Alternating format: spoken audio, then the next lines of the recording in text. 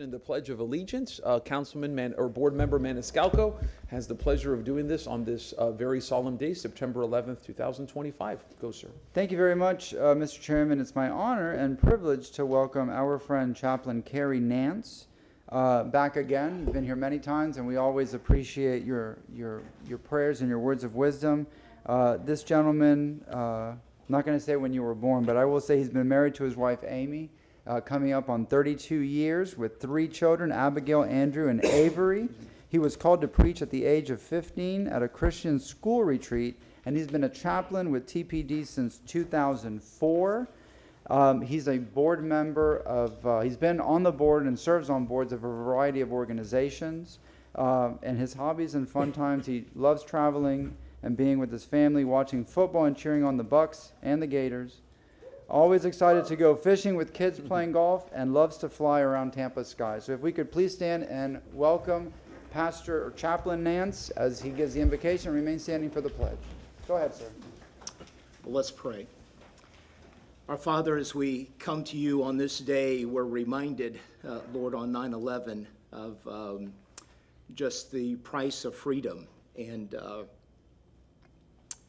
Lord, we're reminded of lives that were sacrificed, and officers and firemen who rushed in to save others. And we're thankful for that courage, and we're thankful, Lord, for those type of people that we have even here in Tampa. Lord, as we come to this day, we're grateful for the grace of God. We're reminded, Lord, that every day that there could be casualty or destruction. Lord, even with the past hurricanes, we've seen your blessing upon us. And so, Lord, we want to give you thanks and recognize, Lord, that there's much that we can do, but God, truly, safety is in the hands of the Lord. And so, Father, I do pray today that you would bless this city council. Lord, would you give them wisdom? Would you give them protection? Lord, I do pray that you would be with our firemen and our police officers and those in leadership and our mayor. God, we just pray that you would put a hedge about this city, that you would protect it, continue to bless it financially, and give us, Lord, protection from threats. And Father, I also just want to thank you, Lord, for the grace that is provided for us in Jesus Christ. And Lord, I just thank you for the fact that you sacrificed your Son so that we could have that precious eternal life. Lord, also today, I know that there are many that are giving thanks and remembering lives at different memorials. Lord, we pray that you would encourage those families that have suffered loss today, and as they reflect upon loved ones that were simply going to work and never came home, would you be with those families?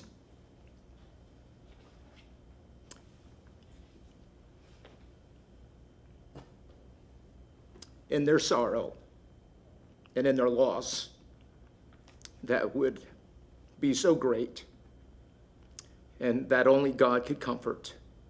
And Lord, I'm also thinking of the Kirk family today as so fresh in all of our minds. We do lift up their family and the wife and the children, that you might encourage them today. We thank you, Lord, for being a God of great mercy and a God of love. Thank you for having thoughts of us and compassion on us. And we pray this and ask all these blessings upon our city and upon our people and upon our councilmen. And it's in the name of Jesus we pray. Amen. Amen. I pledge allegiance to the flag of the United States of America and to the republic for which it stands, one nation, under God, indivisible, with liberty and justice for all. Roll call, please. Miranda? Here. Maniscalco? Here. Hurtak? Here. Clendenin? Here. Carlson? Viera? Here. We have a physical quorum. Thank you very much. Council, okay, let's go over agenda review. Move to adopt the minutes. Yes, sir. We have a motion by Board Member Maniscalco, second by Board Member Miranda. All in favor? Aye. Any opposed? Okay, let's go through. I know we have here, so, staff reports. let's see here. Oh, yes, ma'am. There's a motion for item number 4, a memo requesting that Yes. that item number 4 be continued to January 15th. Yes, So ma'am. moved. Okay, we have a motion by Board Member Maniscalco, seconded by? Council Board Member Clendenin, all in favor? Aye. Any opposed? Okay, so we have and 4. Then I also move for item number 5 So moved. Second. to be moved to November 13th, 2025. Thank you, Board Member Hurtak. We have a motion by Board Member Hurtak, seconded by Board Member Maniscalco. All in favor? Aye. Any opposed? Okay, let's go through this. Now required, oh, yes, ma'am. And then I would like to pull item number 11. Oh, you beat me to it. Only because it's something over $1 million. Absolutely. And that was our new rule. Yes, ma'am. So we will pull that, just in case if we need a motion by Board Member Hurtak, seconded, I would assume by Board Member Clendenin. All in favor? Aye. Any opposed? Okay, and anything else, or board members? Yes, ma'am.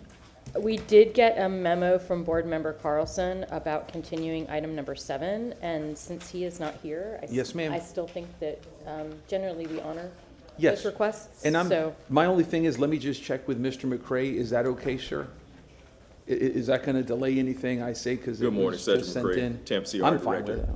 that. Yeah, it would be the pleasure of the board. okay. Okay, okay. We have a motion by Board Member Hurtak, seconded by Board Member Miranda. All in favor? Aye. Any opposed? Okay. Is- Yes, ma'am. Is it okay if, and I guess this is for Attorney Shepard, who's here in person. Welcome. We're happy to have you. Given that Board Member Carlson is not here today and we do not know his concerns, could a memo come from your office or Mr. McCray about those concerns, so we at least know what we're dealing with in the 2 months between now and the next time we meet, so that we can handle it? Sure. Okay, I wanted to make sure that we're not. Yeah, I mean, we don't know what, I don't know what the concern is, and I assume that you probably do. So in any way, if we could all just know about it so that we can meet with staff, meet with whomever we need to, so we can solve it. I don't know, but I'll find out.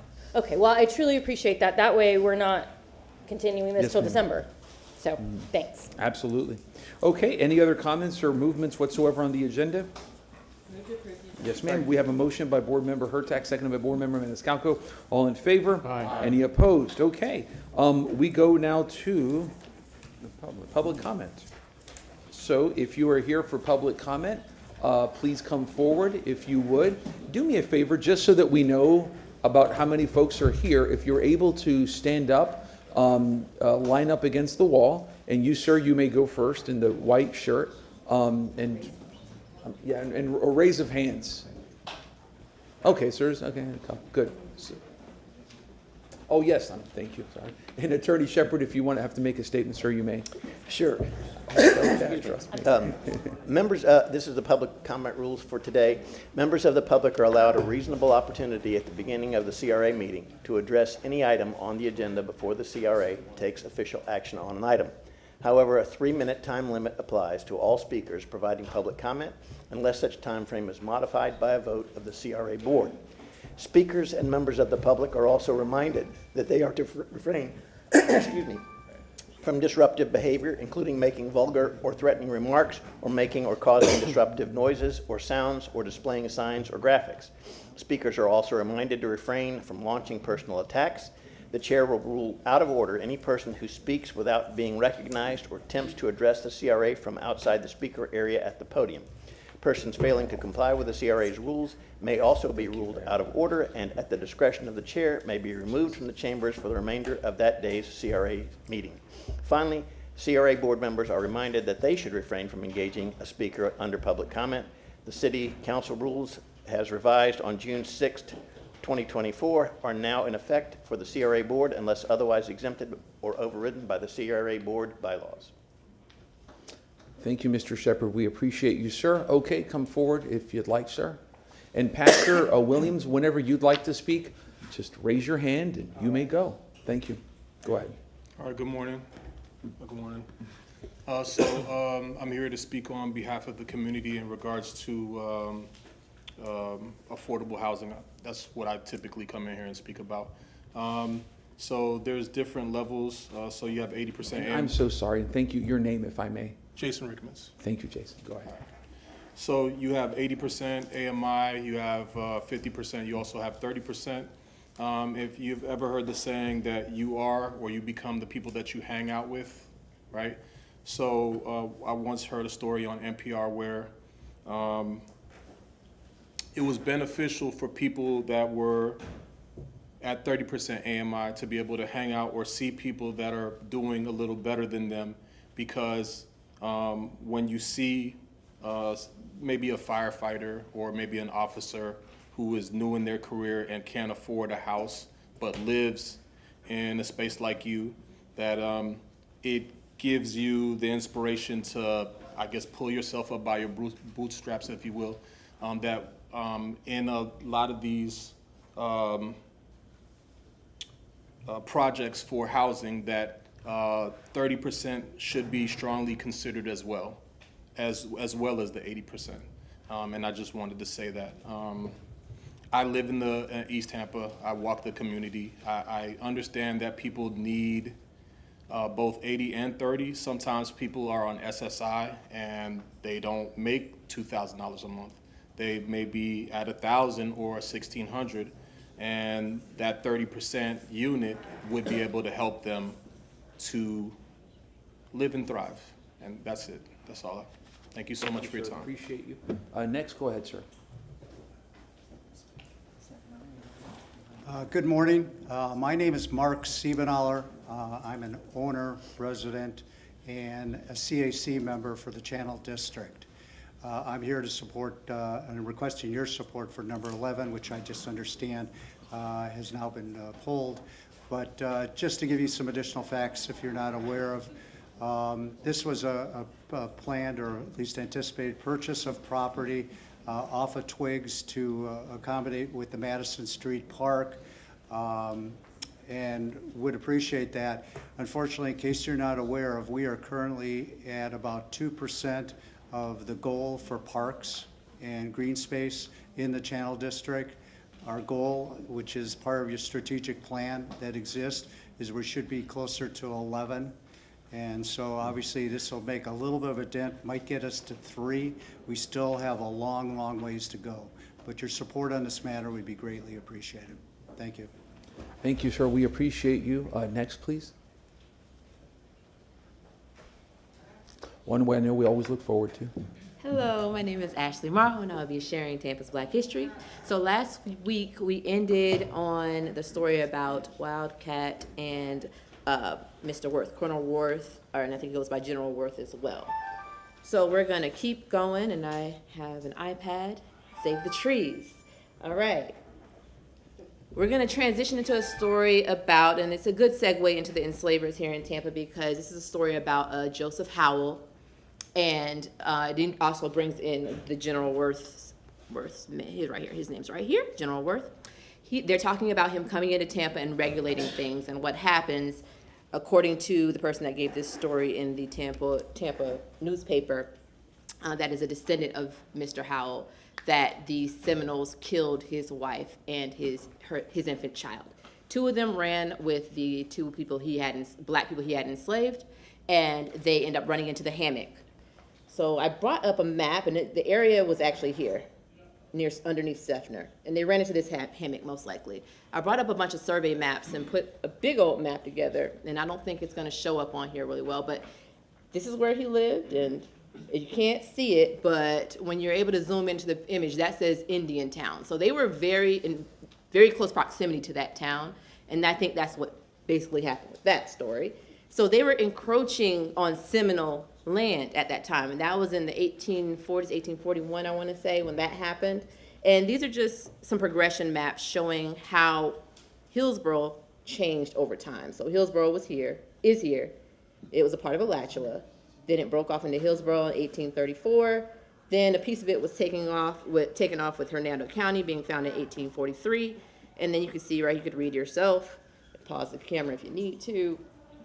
When you look up the different censuses in the area, you can't really rely on the population of enslaved and the population of white people in the area, because there were all these different censuses, and based off whether the county was broken off or areas were added, the population ebbed and flowed. So, and usually just ebbed. So Tampa, they had a few censuses, as you can see. The Alafaya settlement is down here, the Alafaya, the Coacuchi up there by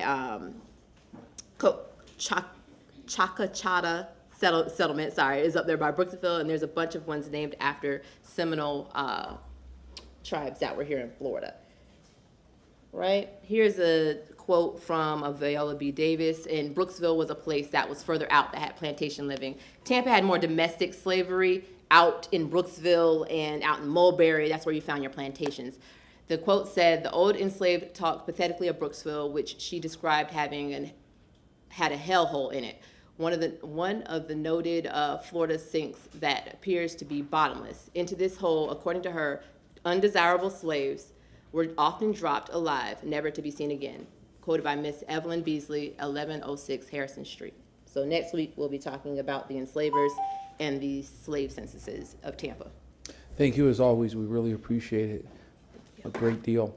Next, please.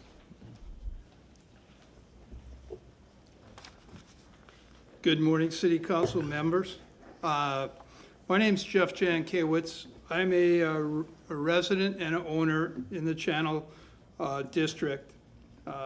I have a request, a citizen's request, for that the council positively respond to file number CRA 25-17036, the resolution of the Community Redevelopment Agency of the City of Tampa, Florida, approving the purchase of the real property in the Channel District Community Redevelopment Area located at 1125 and 1127 East Twiggs Street in Tampa.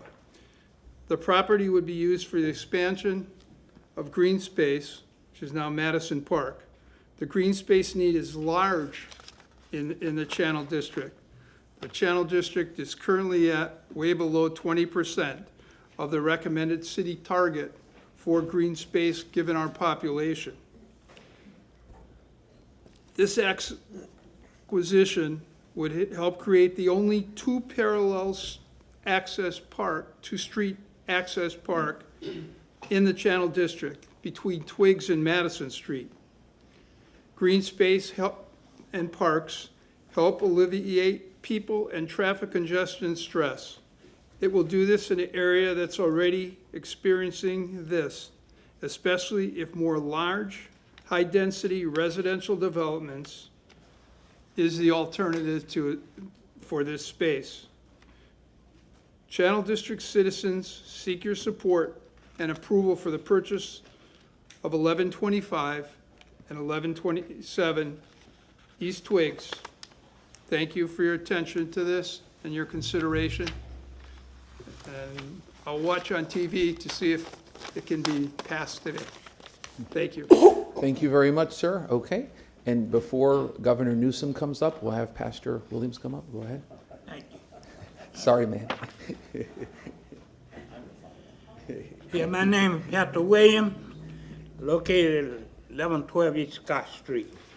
You know, I want to give y'all a hand because when I come down Zach, I seen the Jackson House having some renovation done to it.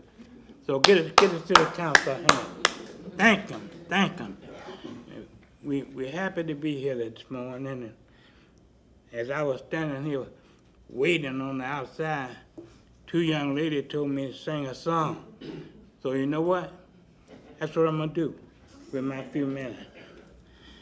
There's a lily in the valley, brighter than the noonday sun.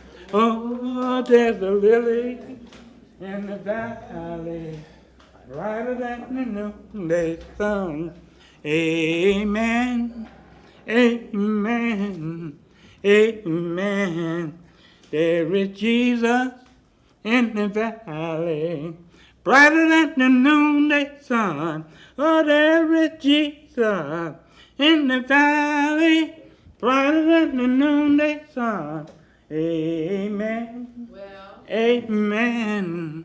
Amen. There is peace in the valley, brighter than the noonday sun. Oh, there is peace in the valley, brighter than the noonday sun. Amen. Amen. Amen. Thank the Lord for Jesus Christ. I'm just going to end this. I just want to give you all a public thank you for what you all are doing. Y'all doing great work. Keep it up. Keep it up in the name of Jesus. We're going to be all right. I'll break the quorum and clap. I'll clap. Why not? So we're going to pass a formal exception to council rules allowing public speakers to sing. It's going to be called the Pastor Frank Williams rule. So there you go. Go ahead, Gary. Go ahead, buddy. Amen. Good morning, Council. Garrett Greco. I'm here today to advocate for more public spaces, green spaces, and parks in our urban core, specifically in the Channel District. So I moved back to Tampa after being gone for a long time to the Channel District with my then girlfriend and now wife. And we spent a few years there, and it was awesome. Restaurants, the duckweed, and all the great things about that urban environment were really cool for us young people to be there. A few years later, my wife got pregnant, and we kind of looked around and thought, this area is not that conducive to a baby, maybe a dog, right? There's a lot of dogs in the area, but not babies. There's not enough parks for people to enjoy. And so we decided to leave. And when I look at Channelside on a map, you know, it has these north-south long avenues, and they're broken off in sections where it's not that easy to sort of get in and out as a pedestrian. With this purchase, this real estate purchase, item 11, you could more easily access Twigs from where we used to live, which was Ventana in Grand Central. This is an extension of a current park. You'll have experts speak about purchase price and stuff like that if they haven't already. To me, seems like a good deal.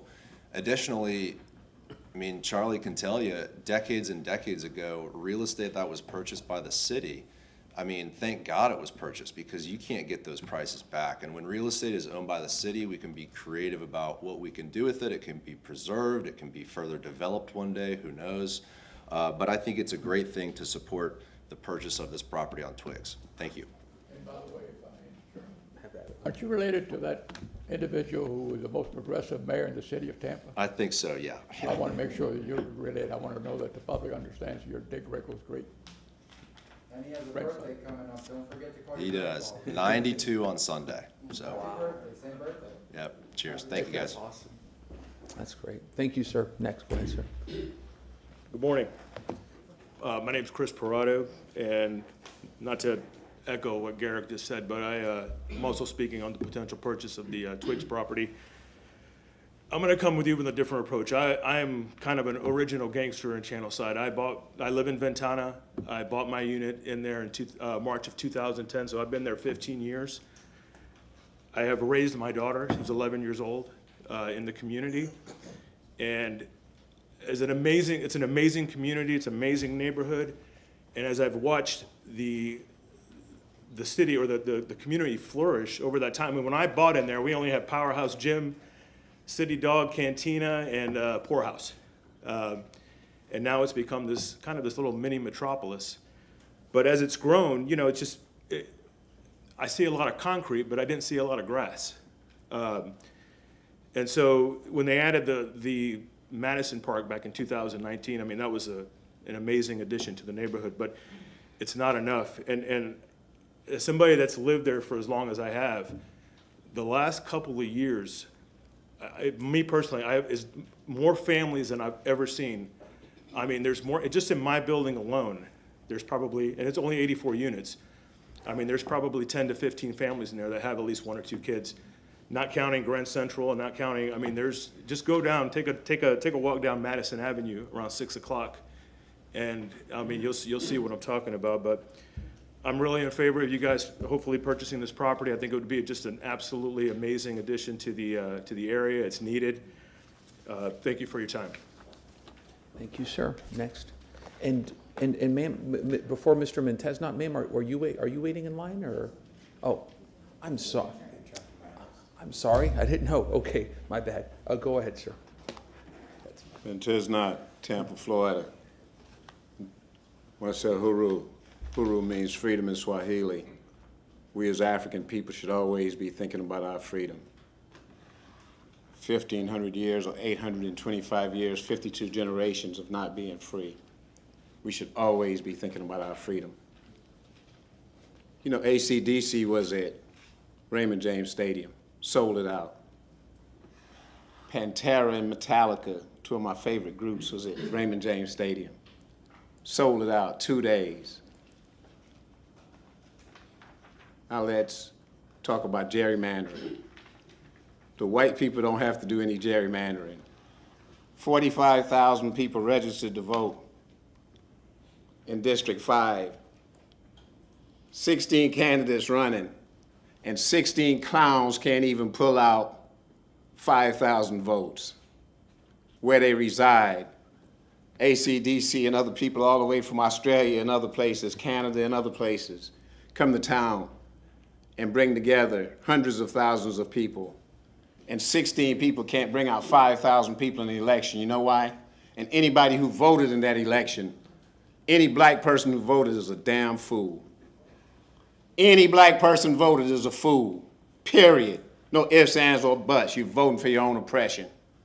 The fact of the matter is, you have 16 candidates running and 16 clowns couldn't talk about nothing, can't talk about reparations, can't talk about police violence, can't talk about the dictatorial processes that affect the African community that keep us suffering day after day, can't talk about nothing. Can't talk about we're 26% of this population and don't get nothing from this city. They can't talk about nothing. A bunch of cowards. And it also is indicative of the fact that black people are scared. Scared. Drug me out of here like an animal for wearing a shirt and then lying all over about it. And you know what? Government is so inept, the stupid a-holes charged me with the wrong charge. The a-holes charged me with the wrong charge. Yes, it's documented. And lying all over the criminal report affidavit. Lying. Professional liars, none more, none less. 16 people couldn't pull out 5,000 votes. That tells you something. It tells you black people not participating in this corrupt, ignorant system. It's a do-nothing city council. They're vindictive, they're vicious, they're nasty, and that's the treatment African people get, and we're sick and tired of it. And you're seeing it manifesting itself all over. Thank you. Thank you, sir. Next, ma'am.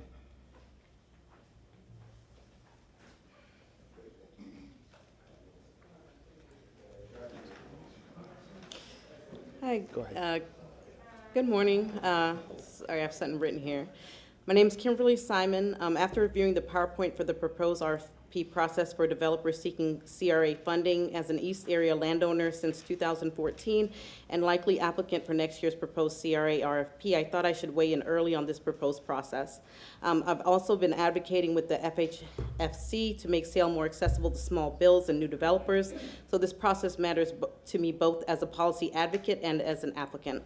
First, I want to thank staff. This RFP is a solid start, but there are 3 areas where I sincerely hope changes will be made. 1, site control. Owning or controlling land is the strongest predictor of feasibility, yet it's not even a scoring category. A developer with no site can score higher than one who already owns property in East Tampa and is ready to build. Site control should carry significant points because it shows real commitment and readiness. 2, green building. The scoring system has no recognition for energy efficiency or sustainability. Although it may be lumped into the category referring to alignment with CRA goals, other cities reward green certified or energy efficient buildings with incentives. Adding even a small pointed category would encourage projects that reduce costs for residents and align with best practices. 3, developer experience. Right now, experience is weighted heavily, but experience does not equal feasibility. Experienced developers also come with liquidity, net worth, and their large bills have access to tax credits, sale, and bonds. They don't need CRA funds to the same extent as new and minority developers do.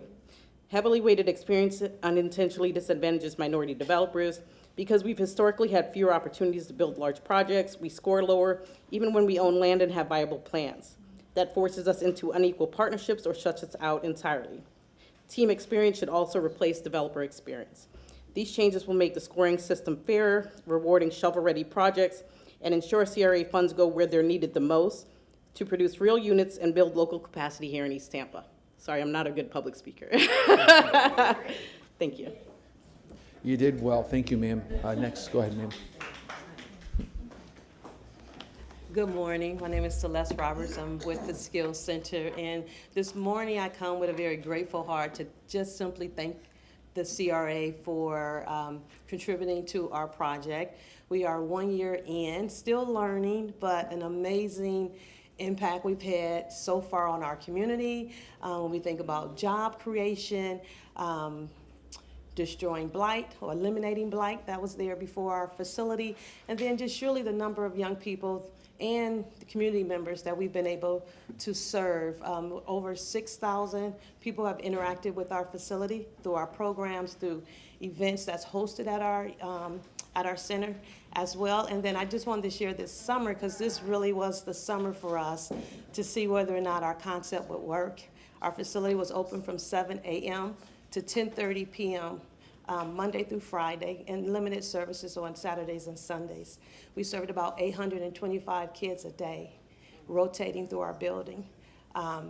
It is amazing to see how the community have embraced the center, how they interact with the center. We even have line dancing for seniors in the morning time in our facility. So great space. I just wanted to come and say thank you again for contributing. The project was $25.5 million, and we appreciate the $500,000 the CRA contributed to our project. Thank you so much. Thank you, ma'am. We appreciate you. Next, please. Good morning. Keela McCaskill. This morning, as an advocate, 7 days ago, the city of Tampa suspended the MWBE program. Unfortunate, but very telling, because we saw that. We watched the slow walk of Resolution 568, which may not even have funding today. Attempts to silence the voice of the community, remove the board and the committees, also almost gentrified the board with people that's pro this executive order that could potentially strip ownership from people that's been long-standing owners in the community, all because it doesn't fit the narrative for the new people that's moved in this area. Awarded multiple millions of dollars in this CRA with no mention, even after we told you, suggested that you include a 25% MWBE in that so that the people that live in the area can benefit from the development happening in their area.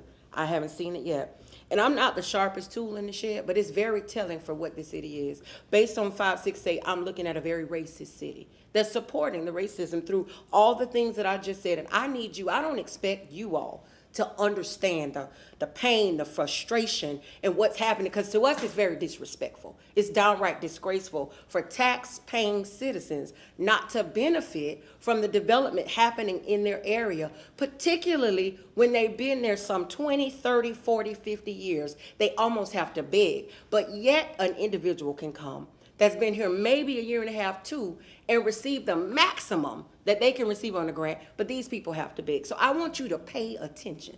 I'm not going to beg, because all of you are elected officials, but I expect you to at least be able to have some kind of empathy, use logic. I mean, what does that look like to you? Everything I just said, that's just what I can remember, like a cursory review of what's been happening in the CRA, in East Tampa particularly. Pay attention. And then I need you to respond as if you heard me. Act as if it was you. Act as if it was your family. Act as if it was you wanting to participate in your community, and respond accordingly. So I hope going forward we can see some type of movement. I expect you to find ways creatively to do something about still supporting women, women-owned, black-owned small businesses in the city of Tampa, because it is unacceptable that they just remove it. There has to be something that can be done to replace that. Maybe you change its semantics, you change the language, you do something actionable, and that can actually benefit the people that's been paying taxes in this district. Thank you. Thank you, ma'am. Next, please.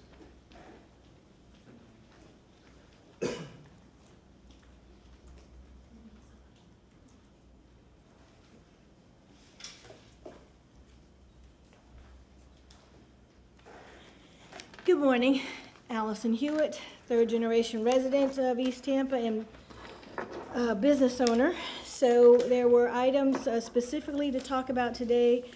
Two, you did pull 5, and thank you for 7. But before I talk about it, I just want to talk about the statutory requirements of the CRA board.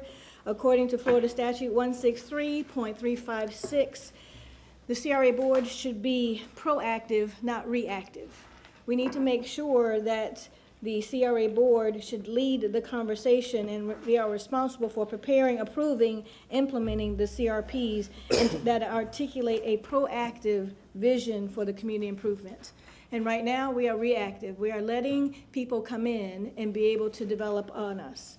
So the housing matrix is really good start. I thank you for a young lady who took away some of the comments I have to make because she did. But the number one part is alignment with the CRP. We don't really just need alignment. The CRA with the staff should be proactive. They should be able to say to you that if we develop here, then it will foster the development. We have limited funds in a huge area in East Tampa. We can't just put $5 million there and then nothing else happens around it. And so that is the responsibility per statute of the CRA and their staff, is to be proactive about it. And the statute says that. According to also the number 5, I have put into the packet I gave you, when we do the commercial grants. We have talked about it often, that our small businesses do not have the money up front to pay. I have provided you with statutory availability, so they be able to have some small amount up front per the statute and per CRAs. And I also provided you some examples around the state of CRAs who do that. So you can see some of the ways that they are putting money in to be able to get those small businesses up to be able to be financed, to be able to do the rest. So that there too. And so the biggest issue for me, and thank you for pushing it back, is number 7.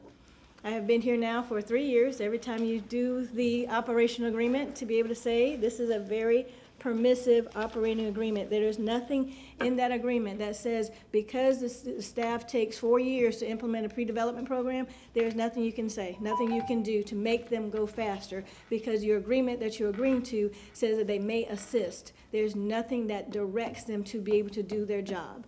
Also, it advocates your responsibility as a CRA to the city and the city staff. You are responsible. You are responding to them and not doing what the statutory requirements are to you. Also, it states in there that the CAC and the CRA work together. It is not just an advisory. The CAC are supposed to be boots on the ground for you to make recommendations. Thank you, ma'am. Read the statute in there for the CAC responsibilities. Thank you, ma'am. We appreciate you very much. Next, please. Hello. My name is Parker Klontz. I did not sign the sheet to give public comment today, but after Ms. Kim stood up and spoke and touched on what she wanted to touch on, I wanted to recognize the reason I didn't sign up for public comment is because me and my mother, who is Klontz Properties, who are looking to develop right there off Temple Street, 3812, 3816 Temple Street. Our presentation got pushed back to November, which I understand, but at the same time, I just want you guys to recognize when we come and present in a couple months the amount of community support that we have behind us on top of the CAC support, the CRA's support. And most importantly, we are one of the few legacy landowners in East Tampa that want to make an impact.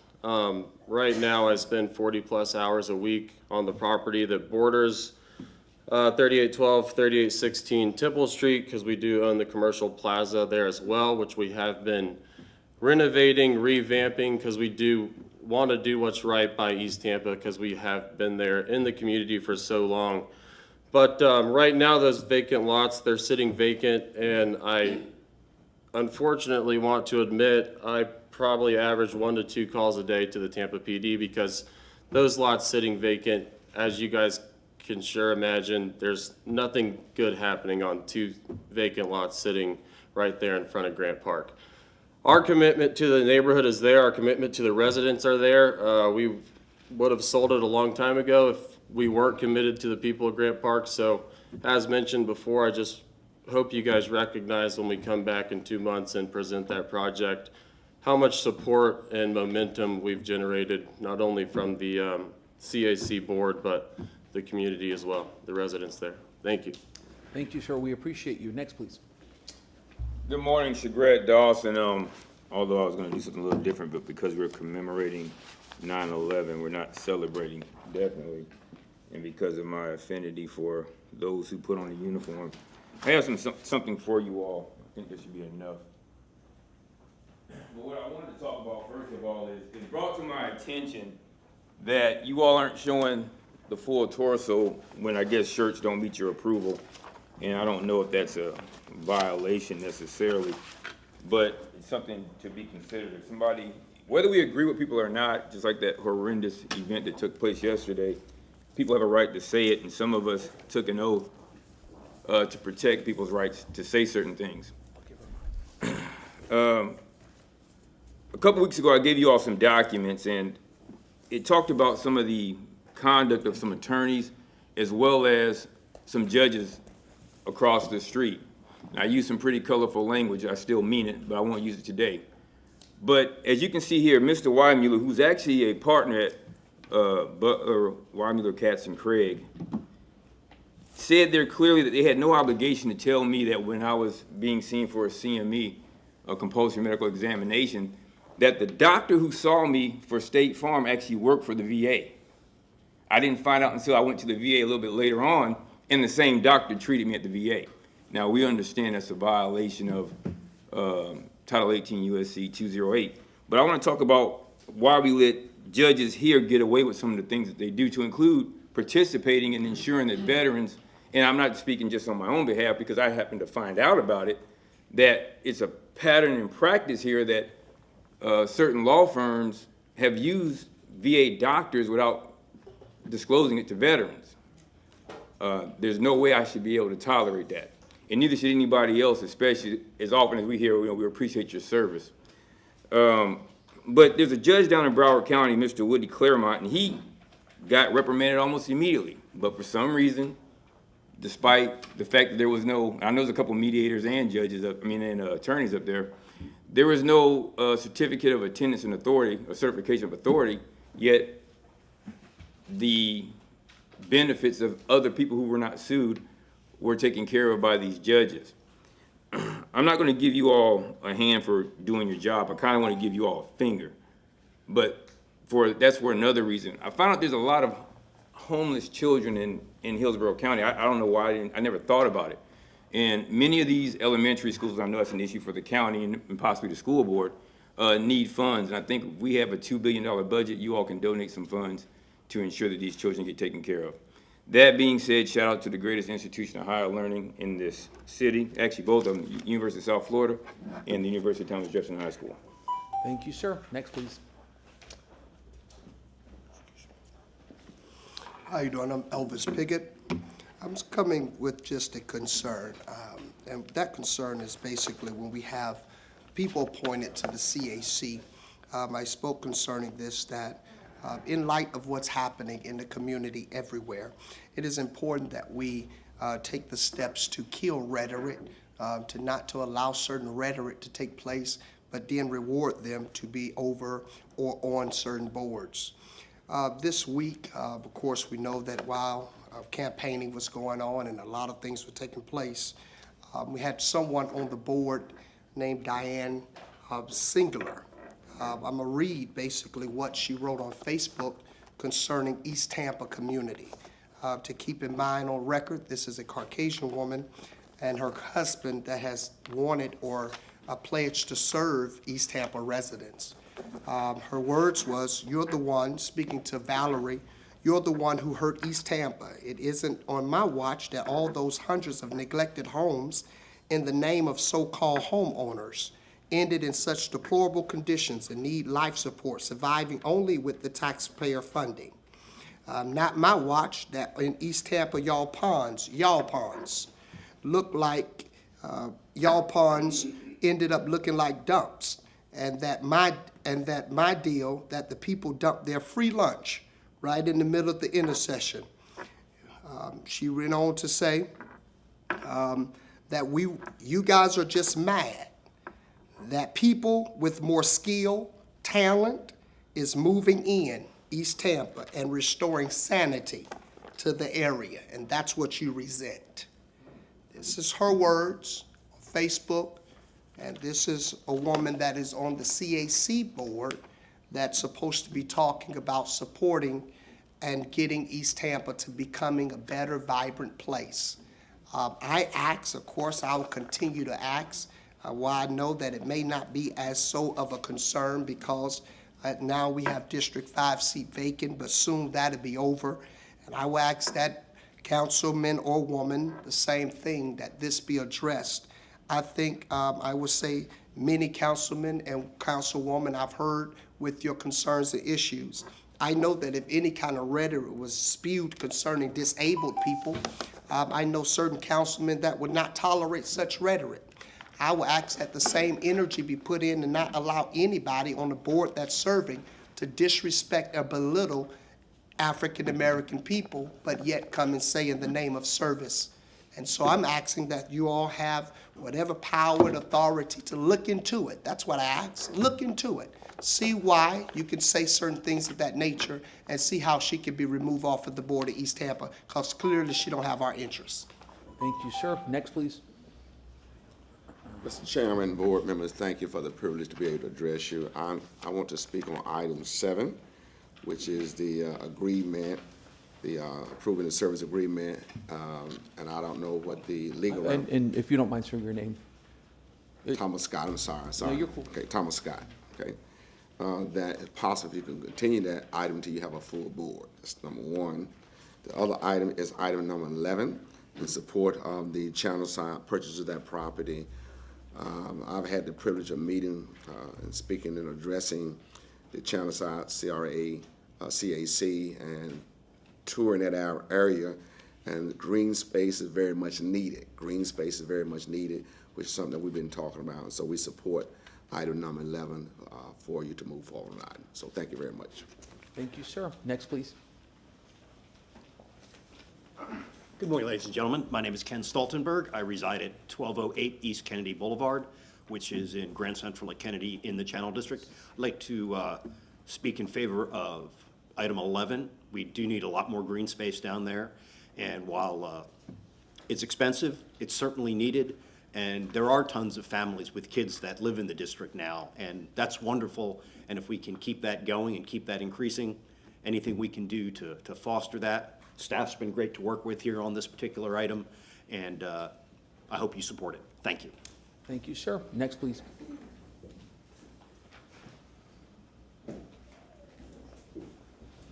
Good morning.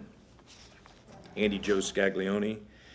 I won't repeat a lot of things that were said today about the need of green area.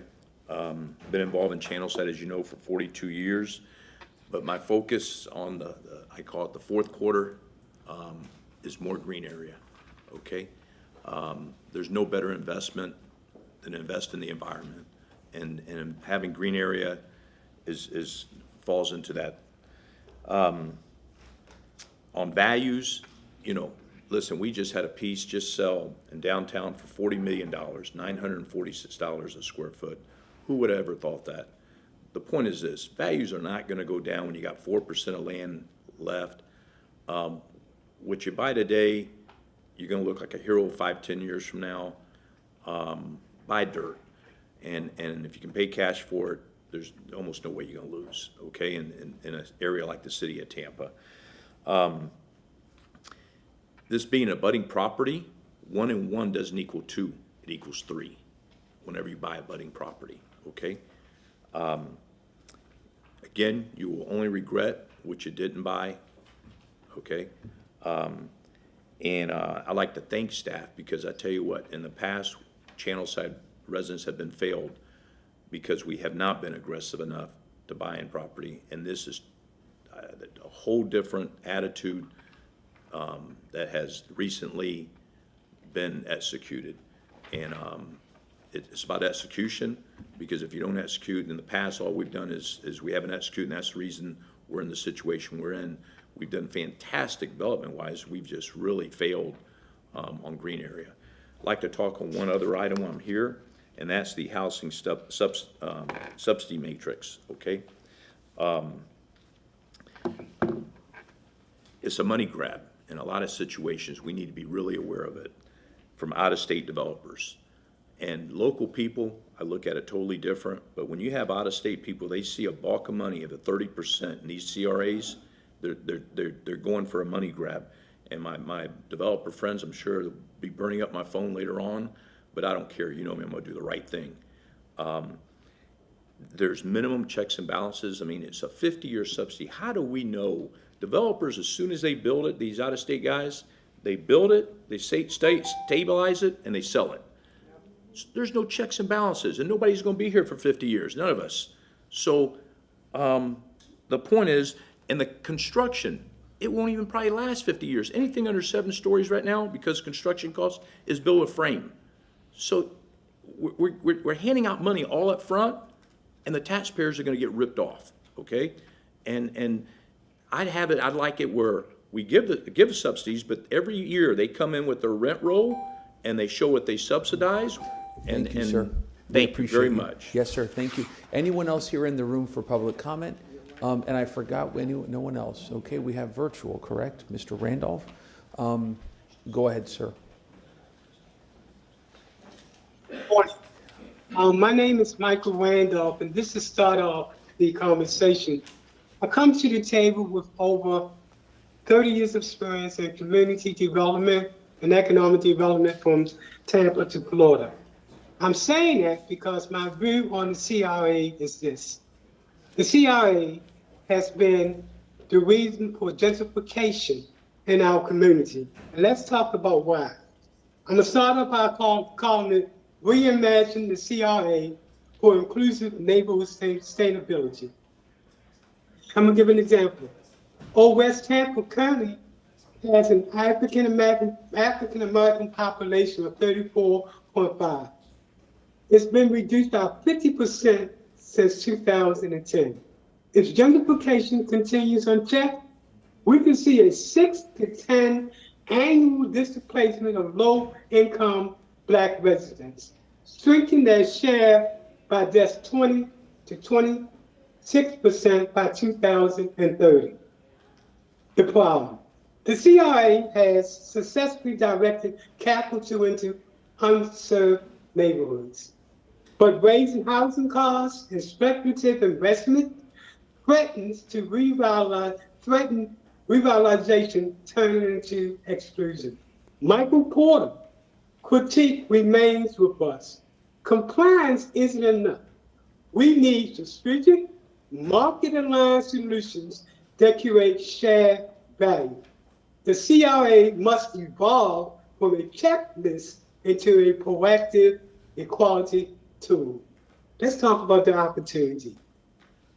We can do better. By aligning the CRA with anti-displacement strategies, we can plan ahead by identifying high-risk neighborhoods and stabilizing them. Protect residents with legal aid and resident assistance. Preserve affordable housing by financing rehab and assisted housing. Produce new units through nonprofits and land trust partnership. Cities like Seattle and Portland use data-driven risk assessments to guide investment. We should integrate these insights into the CRA to ensure our efforts are inclusive and impactful. Thank you.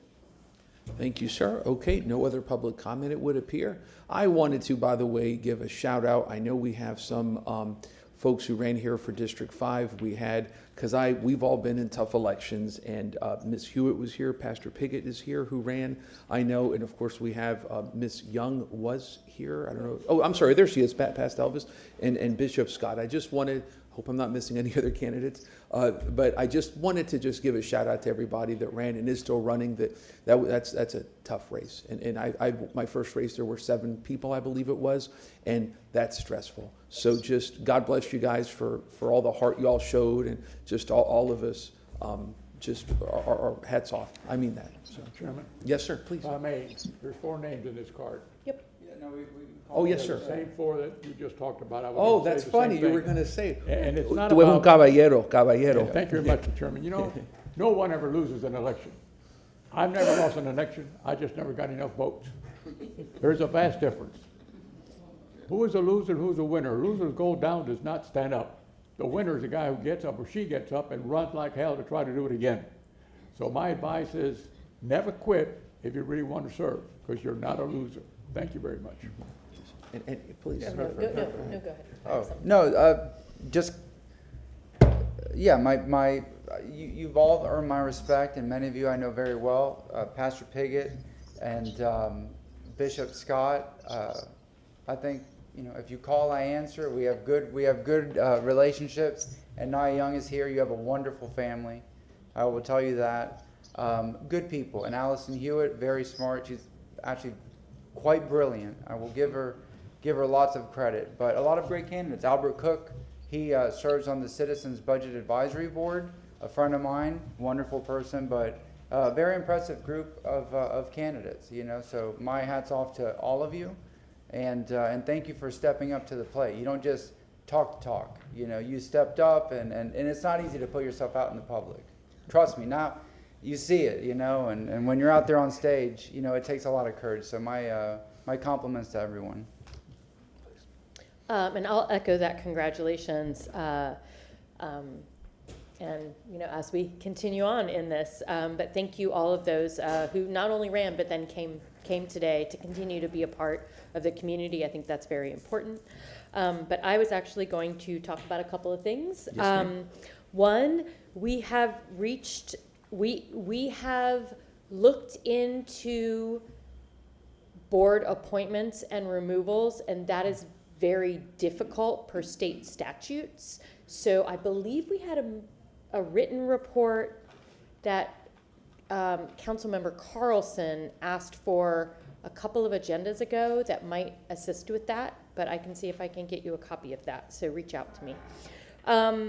And then what I did want to do, though, is because we have a lot of people here for it, and I know we're going to have a long discussion about housing, I thought we could hopefully maybe get through, just do the required approvals. And I would like to, first of all, take the one that I took off. And the reason we took it off was because of the money amount. I would like to move the resolution for file number CRA 25-17036 for the purchase of 1125 and 1127 East Twig Street. Okay, we have a motion by Board Member Hurtak, second by Board Member Miranda. Any discussion? Yes, sir. This is an interesting one. I'll be honest with you. In research and prior to discussion, I had grave concern about the cost of this piece of property. While I've been a long time and current advocate for increased green space in Channelside, recognizing the deficit of green space, I was concerned about the cost. But so coming to this is the importance of having discussions based on what I heard today during public comment and a sidebar conversation I had. I've come to the conclusion that while the cost exceeds what we should be paying for this parcel, the cost of not acquiring it is greater. It's more problematic. So I think that at this point we have to kind of suck up this cost, because this will be one of those things that was said to me in 4 or 5 years we'll regret not making this commitment. And so I fully recognize, as someone who's relatively fiscally conservative on a lot of these types of decisions, that it's a lot of money, but the cost of not doing it because the other options just are not on the table. For the greater good of the community, the greater good of the broader community, and specifically the Channelside community, I'm going to support this. Thank you. Thank you, sir. Board Member Miranda. Thank you very much. Let me say something. I use my own life to sometimes feel how I'm going to vote or something, and let me tell you why. Because it's a factual truth. See, in 1968, my wife and I bought a house in West Tampa for $12,600. And you know what? I had to get my uncle to loan me $1,250 so I could qualify for the loan. But you know what happened? That house now is worth $450,000. My problem is this: if I sell it, I can't move anywhere else. Yeah. Does that sink in? This property, and I believe it's a little overpriced, but price is one thing, reality is another. And if this price, you don't buy it today, what is it gonna be worth 10 years from now? 5 years from now? You think it's worth less? If you do, raise your hand. I see no hands. So that's why I'm voting for it. Thank you very much. Thank you, sir. Unless if Board Member Maniscalco wants to say anything, Board Member Hurtak. Thank you. I just want to say that I support this, and when I first became a council member, we had I believe a $3 million purchase for the Washington Street property. Is it Washington Street? The park right next to the parking lot. Channel Side, I'm sorry, it's on Channel Side, but it was a tiny parcel and I couldn't believe the amount of money, but the community said, you know, we really want parkland. And quite frankly, every community has something different they want, every CAC, every CRA, and Channel Side has been nothing but focused on parkland. So I believe that supporting what this community wants to spend their money on is important. It's a lot of money, yes. Channel Side has no land. The fact that they were able to find this and purchase it is pretty amazing. And I know they've worked a long time on this, so I have no problem with that. But I also think it's a really good way to think about what some community members in East Tampa have continue to come up to say as we talk about this conversation about housing. I think that's just something to keep in mind. So my motion stands. Yes, ma'am. And who seconded it? Remind me. Was it? Okay, I'm sorry. So I have a motion by Board Member Hurtak, seconded by Board Member Miranda for item number 11. All in favor? Aye. Any opposed? Okay, thank you. And then yes, ma'am. I move items 8, 9, 10, 12, and 13. Okay, we have a motion by Board Member Hurtak, seconded by Board Member Miranda. He beat you to the punch. All in favor? Any opposed? Thank you. Okay. Now we move forward for item number. Can I also By all means. accept item number 6? They transmitted a written report Yes, ma'am. about supporting permitting in the CRA areas. And I know that CRA staff continues to work with development and growth management on that. So just wanted to say thanks. Yes, so we have a motion for acceptance by Board Member Hurtak, second, I believe, by Board Member Maniscalco. All in favor? Aye. Any opposed? Okay. We go forward now, board members, to item number 1. And we go forward to item number 1. Hi, Courtney Orr, CRA Development Manager, and I am proud to introduce Mary Beth Williams, who is the current Downtown Community Advisory Committee Chair. She will provide updates on activities occurring in the downtown CRA.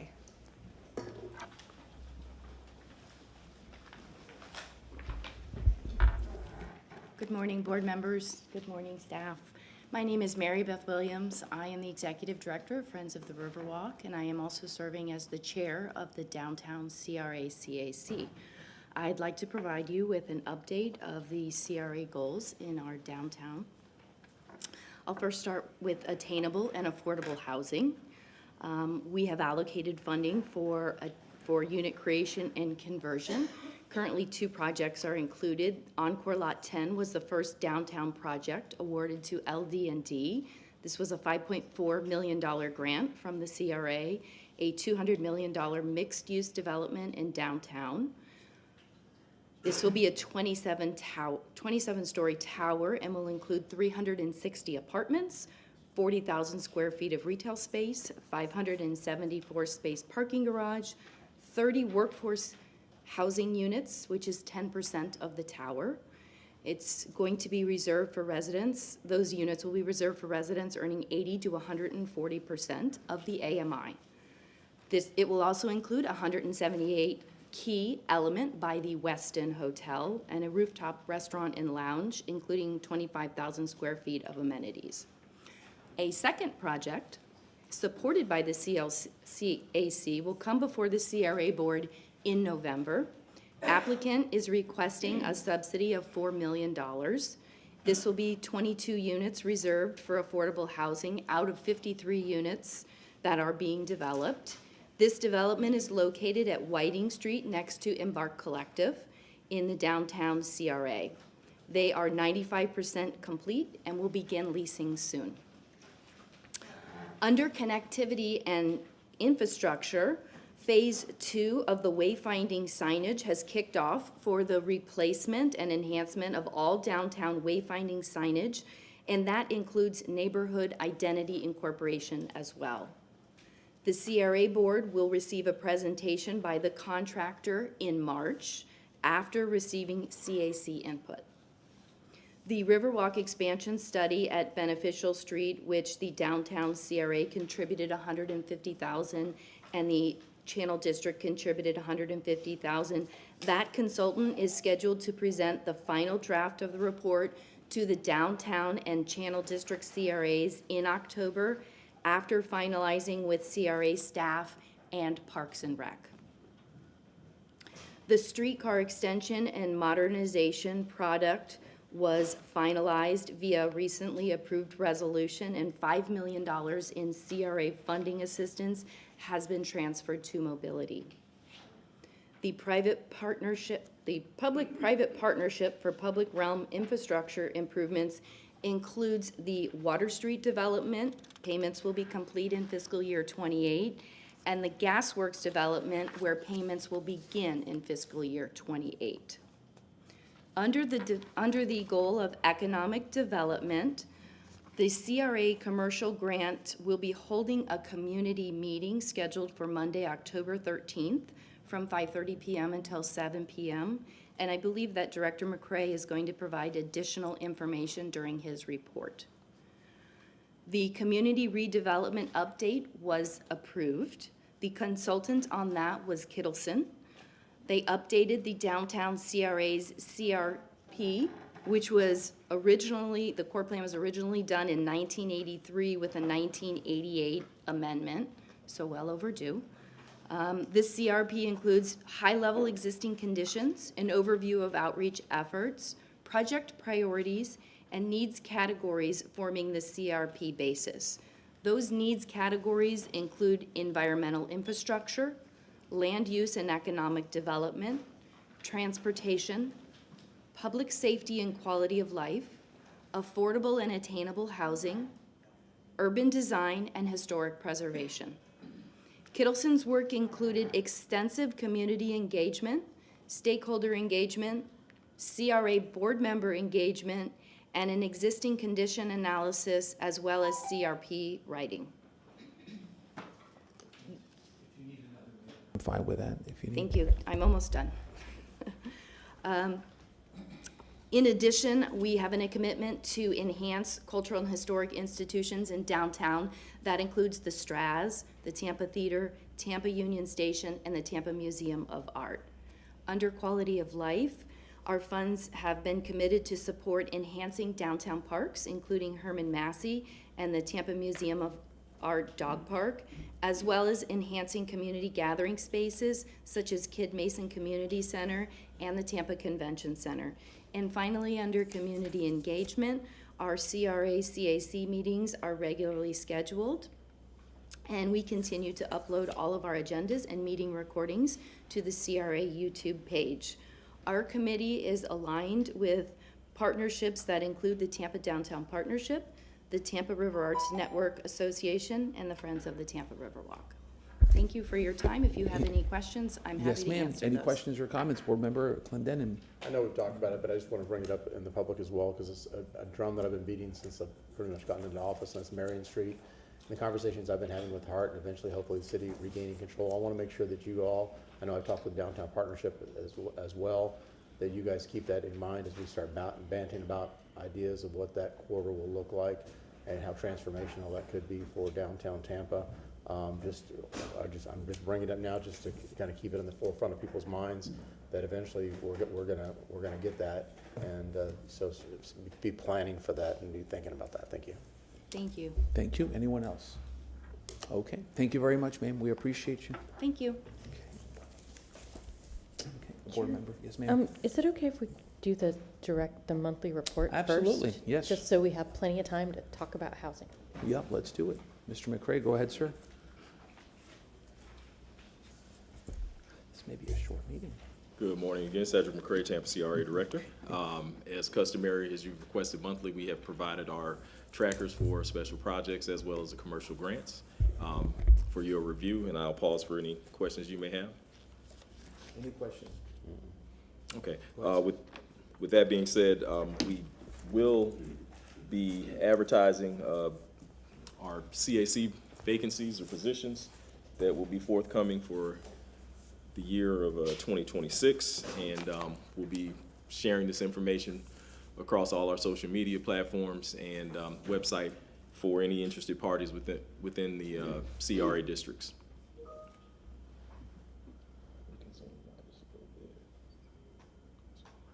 Just trying to zoom out a little bit so we could see it.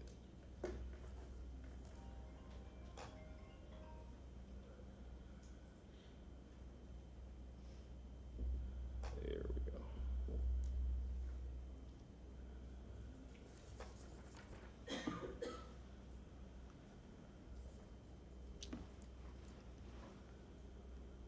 Any questions?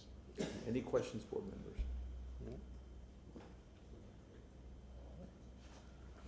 Okay, and that concludes the director's report. Okay, thank you, I sir. like that report. Thank you very much. We appreciate you. Okay, next it would appear we go to item number 2. Yes, and the brevity for the director's reports was to essentially allow enough time for the housing conversation. And as you know, we've had some information that was requested from the board, and I just kind of want to set the stage as we start. Ultimately, our goal today with this conversation with the board is to review, at your request, some of the rollover amounts for the CRAs related to the housing subsidies for unit creation and conversion program. We would like to discuss the current iteration of the unit creation and conversion program, as well as solicit feedback from you all as board members on next steps and the build out of the program and what direction we're going to be going from here. And Ms. Parks, our team member that handles our housing unit, will be coming before you now. Yes, sir. And before board member Hurtak, go ahead, ma'am. I had a question for the board. Since it's not technically a workshop because we don't do workshops, and I probably should have brought this up during agenda review, but I mean, I think today we were a little overwhelmed with the lovely memorial we just went to before we started this morning. How does the board feel about possibly taking public comment after us having a chance to talk about this? It's fine with me. It's fine, yeah. I mean, well, I'm just saying, like, after we hear about this and we talk about it, maybe just getting some feedback so then we can then move as we take this back and then go forward, just hearing what the public has to say, I think is important to me.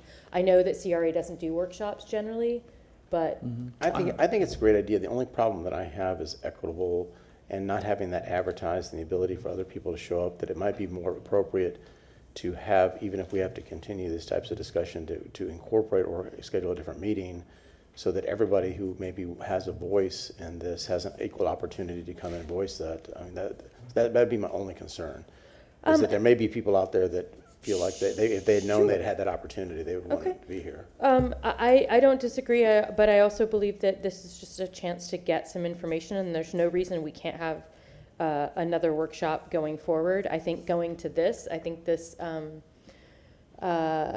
the commercial grant workshop or community meeting will be very good too, but I would love to have a bigger conversation, but it just occurred to me, and it's up to you all, but to me, it just. I have no objection, but how about as a compromise, instead of the public comment at 3 minutes, we do 2 minutes, right? Just to, I guess, time-wise and whatnot, because it's, 11:30, and you never know. But I have no objection to some level of public comment, unless if there's some strong objection from the board. Yeah, and then I think we do have, I mean, there's no way that this is the end of the conversation. Right. So I believe that getting some feedback and then encouraging folks to email us or talk to us, and then us be able to come back maybe in December, maybe with some more conversation about it. So that's my motion to allow public comment after this. Yes, ma'am. Okay, we have a motion by board member Hurtak, second by board member Clendenin. And again, depending on the time, we may reduce it, right? But yeah, I got no problem with that. All in favor? Any opposed? Okay, go ahead, sir. Thank Okay.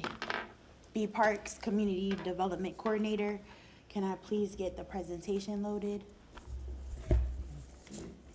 Okay, so we're here to have a conversation, like Director McCray mentioned, about the housing policy discussion. You can go to the next slide. So as the director mentioned, we're going to, oh, actually I can hit it here. Where? Hold on, give me 1 moment so I can get the clicker. But just as he mentioned, we're just going to go over some of the budget snapshots and rollover amounts per area, only solely for the unit creation and conversion program. Discuss overview of the unit creation program, present overview of the current process, and discuss the proposed process and get feedback. And then, of course, gather feedback input from the CRA board on the direction of this program. So moving forward, so let's start with East Tampa, which is actually our most requested CRA for these funds.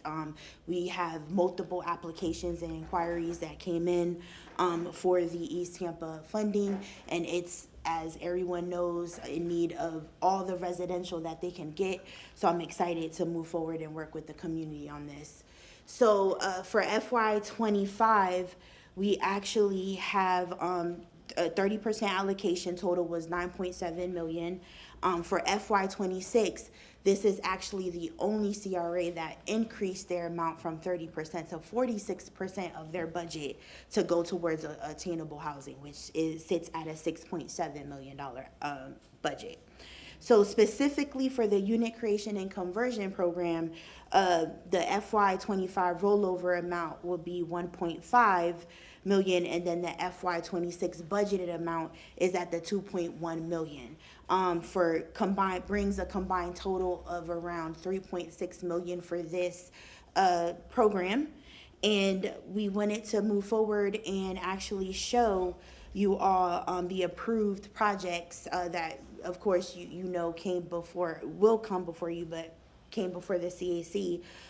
So right there down below, you'll see the 4 urban reworks, the Klontz property. You heard from one of the applicants in public comment. Ashley Integral, which is a Columbus Ave project, and then Heritage Heights. I want to just reference on this that some of these projects we did have to go outside of the 30% budget allocation and go into 2 other line items in the East Tampa budget to make sure that we can go ahead and provide the funding for those. So that's East Tampa. For the West Tampa. Just a moment, Board Member Clendenin. Just for clarification, can you go back to the previous screen? Because when you're saying approved projects, I know Urban Reworks was approved by the CRA board for that. The other projects were proposed but not approved for funding? Correct. So the Heritage Heights and the Klontz, yes, it's not, it's just in the pipeline. So that's why I say slash pipeline. So it's tentatively budgeted, but it has not been approved. Correct. It has not went in front of you guys. But Urban Reworks has. Yes, Okay. Urban and the Ashley Integral has went in front of you guys and you guys approved them. Okay, very good. Okay. I'm sorry, so the 2 Urban Reworks and Ashley have been approved? Yeah, Yes, they that's went in right. front of you. Those were the presentations from, I believe, last month. All the months are running into each other, but it was But the other two, before. because it's all in one group there, I wanted to differentiate this. Yes, correct. Right. And that's why I put approved slash pipeline. So the Okay. pipeline projects is the other 2. So there's 6,750,000 of still unapproved funds on that table. For FY, no, everything has been, as mentioned in the briefings with some of you guys, all of this has already been budgeted for FY25 and FY26. But not approved, budgeted But but not approved. Right, okay, very. And additionally, my question is, you have the star that says all FY26 funds are planned / committed. Correct. But they have not been approved by this board. Correct. Okay. They're not committed. They're not committed. They're an idea. We talk committed on our side because when we look at projects, we have to make sure we budget for that project for those 3 years. So earmarked. I just Yeah, Board So Member just Clendenin. especially because I think this is what will get confusing. when we're public facing on these issues, because we don't want to create expectations, unrealistic expectations, because we don't know what tomorrow is going to bring. Correct. I think when we bring that out, and I understand on the backside what you're dealing with because of your budgeting process, but on the front side, on the actual commitment of government funds from the CRA board, it would be helpful to differentiate things that have been actually approved by CRA, that is committed versus budgeted, and have those separated out, so that, especially on the public facing side of this, because what we don't want is people to think that there's something that's not particularly true, because that leads us down a rabbit hole. Yes, sir. So moving along to West Tampa. So again, for FY25, 30% of their budget was around $6 million. FY26, 30% of their budget will be the $2.9 million. What we put aside for the unit creation and conversion program is for FY25 rollover amount will be the 1.6. And then the FY26 budgeted amount for this line item is about $2.9 million, which is a total of $4.5 million for the unit creation and conversion program for West Tampa. We're looking for partnership in that area. So I just want to put that out publicly. I had a quick question about the affordable housing projects. Sure. Is that, as we go through this, if you can just tell us if if the project has already been approved, or if it's just a pipeline project? So this one is a pipeline project, but went in front of the CAC already, and the CAC did recommend to move forward to present to you all. Okay. And then you'll see, but just referencing that affordable housing project for $750 committed, and then we'll go ahead and list out those years there. And I had one more question that I think is important as we go through this. I've noticed that the FY25 30% allocation total is higher than the FY26 in almost every case. And my assumption, and I'm just going to ask this to clarify for the public, is that is a lot of rollover from 24, yes. 23. Yes. That because 25 was our first real year of using this money, yes. that is why the number is higher, and it's not that we have a lower amount of money coming into the CRAs. Correct. Okay.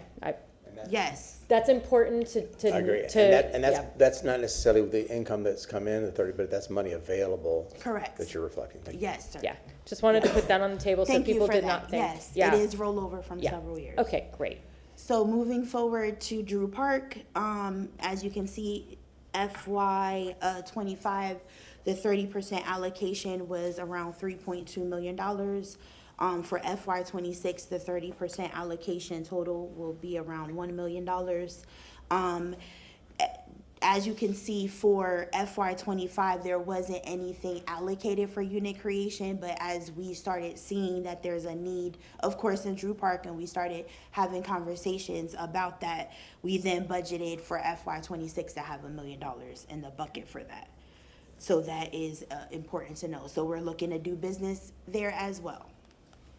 So for Central Park, we have their FY25 30% allocation total was around $897. The FY26 30% allocation is around $604, which you see earmarked for FY25 rollover at $597. With a $597 being budgeted is about $1.194 for unit creation and conversion for Central Park. And then we do have a project that is in the pipeline, did go in front of the CAC with the recommendation to move in, to present in front of the board for 5 units in that area. So then we're moving on to Ybor City.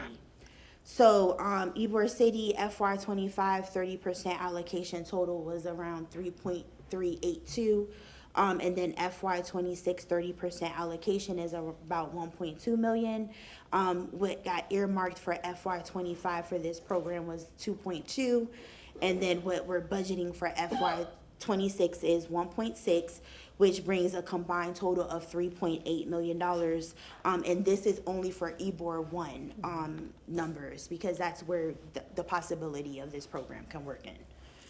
Moving forward to Tampa Heights, my dear Tampa Heights, FY 25 30% allocation is around 200,000, and then FY 26 we could only allot about 15% of that budget to go towards affordable housing at 335.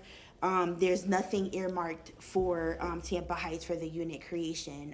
Those are just enough money to maybe do some rehab or some down payment assistance, but we're more focused on down payment assistance. As you know, with the 74% contribution to the CDD, it makes it hard to carve out some affordable dollars in this area. Okay, Board Member Clendenin. So this is a good example of like trying some common sense, like Tampa Heights specifically, and maybe Ybor too, I don't know. But because of the de minimis amount of income into those areas, is this where we should probably carve out an exception? Because could that small amount of money be better used for street enhancements, for public good, than trying to think that we're ever going to get enough money out of Tampa Heights to do anything for housing? Well, no, what she said is that Tampa housing money is going toward down payment assistance and rehab. Well, they haven't chosen to use it in creation and conversion because they don't have any real money to do that. So their housing money is going toward keeping people housed in the neighborhood. In Tampa Heights? Yeah, that's what she just said. Within the Tampa Heights CRA? Yes, so I'll just start, as you know, it's small. So the It's 74 really small. contribution is already taking the bulk of this budget. So just to have something, of course, you know, across all of the budgets, we're allocated 30%. So just to have something, we looked at the needs of the community, and we've seen that we don't have enough dollars to create any unit multifamily. Maybe we could look at just preserving who's there or anyone who wishes to purchase, because there is purchasing happening in Tampa Heights, small single family, but I know, it's kind of deceiving because the Tampa Heights CRA is not necessarily Tampa Heights. Correct. The CRA is so small and Yes. mostly taken up of the commercial developments that you Yes. see. Yes, Is sir. the bulk of that. I'm just, again, it's just one of those things I'm going to keep drumming about, is that the greatest amount of good for the greatest amount of people can we do better with that small amount of money, investing in other aspects, in this particular CRA, for other enhancements than trying to double down, trying to find any kind of housing progress in this area. Considering this is the only second year we've focused on this, like Right. really hard, I think it would be interesting to see. I know there are definitely homes within the district that could use the assistance for rehab. How many Absolutely. actually like single family established houses are in the Tampa CRA? I can actually look Yeah. into that and give you kind of a. Well, there's not many, is there? No, not in the Tampa Heights. Not in the Tampa Heights, No. yeah. I mean, Because so like it's you said, it's a small yeah, area. it's mostly all the new stuff. That's Yeah, there. I agree, but I still think But I that- can pull yeah. that for you Okay. because I have access. I mean, to pull. obviously, if it's not being used, but we should give it. Yeah, the I mean, I just want to actual bring, opportunity. I'm bringing it up just for an awareness, just to Yeah, keep thinking yeah. about these things. Thank you. Yes, sir. Okay, so we can continue. So let's head over to channel. So of course, the FY 25 30% allocation is at about $10.4 million. The FY 26 30% allocation is around $4 million. On a side note, I wish I had this money in East Tampa. Just saying that. And so the unit creation and conversion program, so the FY rollover amount is about 8.9 million, and then FY 26 budgeted amount is about 4 million, total 13 million for the unit creation and conversion program. So that's channel. We're open for business in channel. So when you go down to downtown, so FY 25 30% allocation for downtown is 22 million. And then FY 26 30% allocation is about 8.9 million. So what's budgeted for this one, for which it will be set to roll over, is about $17.5 million. And then FY 26, the budget amount of $8.9 million. So it's a grand total of $26 million for attainable housing in downtown. Now, one of the approved projects. We're still waiting for funding agreements and stuff. For this is the LD&D site, which was mentioned earlier at the $5.4 million request. And then we just had another one that went in front of the CAC, and they recommended to go in front of you all as a board, is the villa for Whiting Street. LLC, which is about $4 million for those units. So again, there are people coming in to both Channel and downtown now that we have these dollars, trying to start projects to make sure that they can build attainable housing in these two areas. Board Member Clendenin. So I want to make sure, because we at the city has we had the RFP, of course, is being reissued, but for the Army Navy and the adjacent and the rail parking spots, that's a city and CRA joint venture. We need to make sure that as these other projects come in, that we know that we have this on the back burner, waiting for this. So it can't be kind of first in, first out on these things, because we're heavily invested in this project. Yes, sir. I'm gonna beat the same drum on the CRA thing I just did on the Tampa Heights. For the greatest amount of good for the greatest amount of people, if there's an ability to use those funds for the Channelside CRA for land acquisition for green space, I think it would be a much more equitable and more successful use of those funds for that particular community, because the Channelside is a relatively small sliver, adjacent to Central Park, it's adjacent to Ybor City, it's adjacent to downtown. So the housing projects that we have in those three areas can kind of, work together, and all of those people can use green space, and the green space is a real problem in Channelside, so just keep beating that drum. Thank you for those comments. Let's keep on keeping on. Okay, so now, I know, but so now we're moving forward to the actual CRA housing policy discussion for this program. So as you know, you guys, the board established some goals back in June of 2023 to expand home ownership for 80% and below households through partnerships, incentives, and down payment assistance. The DPA program for East Tampa is one of the highest spending programs. It's actually one of my great pleasures to help people buy homes.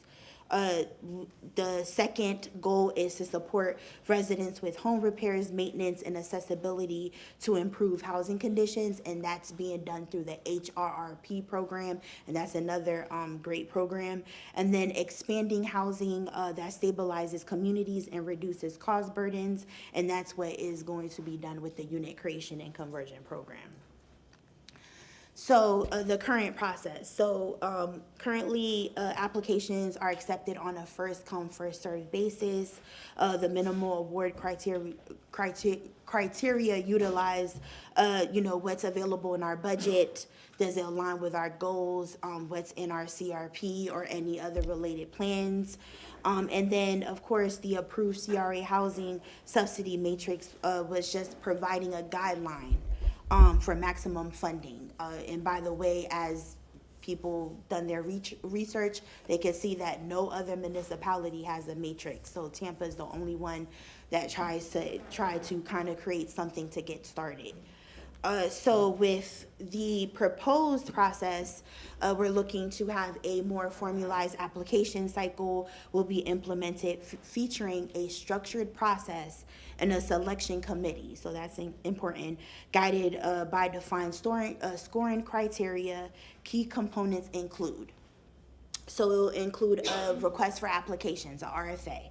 So it creates transparent evaluation criteria, identifying scoring priorities per CRA. So establish a selection committee of 5 members. So this should be a representation of staff, but also having a CAC member of representation from that area on this selection committee, because those are those members that represent the best interest of that specific community. So that's the proposed process at that point. So as we move forward to the timeline.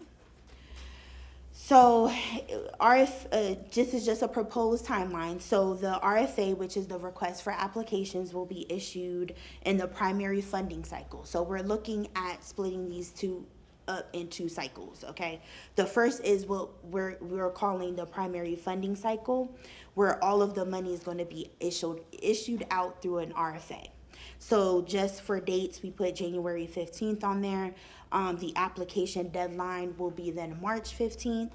Application review and scoring will then take place in April. CAC presentation will then take place in May, and then CRA board approval, when they come before you all, will be here happening in June, and then agreements executed around July and August, depending on, you know, conversations with legal and how we review that. So if there's any money left over after that application period, then we'll then move that and roll over that money to a other funding cycle, which will take place in July. So in July, again, the RFA issued July 1st, application deadline September, application review and scoring will take place in October, CAC presentation then moves to November, CRA board approval then January, and then agreements executed within that February and March time. Again, 2 cycles. This way, with the primary, we see what's left over, who didn't apply, what didn't come through the door, and then whatever's rolled over, then we have an opportunity in July to push it out to the development community. So that's that. Then moving forward to the proposed evaluation and scoring, great feedback on the public comment. Definitely will take that into consideration. So some criteria, alignment with the CRPs, that's very important, as you know, and as it's always mentioned, that's our Bible. That right now we're putting 15 points for that. And then just some notes about what that is. Project demonstrates consistency with CRA goals. So it's kind of when they're looking at these applications, they can use these notes to see, hey, how am I supposed to score this? Or what's even this criteria? So the second criteria is, of course, the affordability levels, 30, 50, and 80% area median income. As you know, those are our most important. That is, we're granting the highest level of available points, which will be 20. And of course, higher points for serving lower AMI households will be given if that's the case. And of course, we're always sticking to the 50-year affordability period with that. So developer experience and capacity, we put that as 15 points, just simply proven track record of delivering similar projects. And then financial feasibility, budget, pro forma, all of the financial components at 15 points, which just some notes on that. It demonstrates financial soundness and effective use of the CRA funding. Proposed schedule / timeline, we gave that 10 points.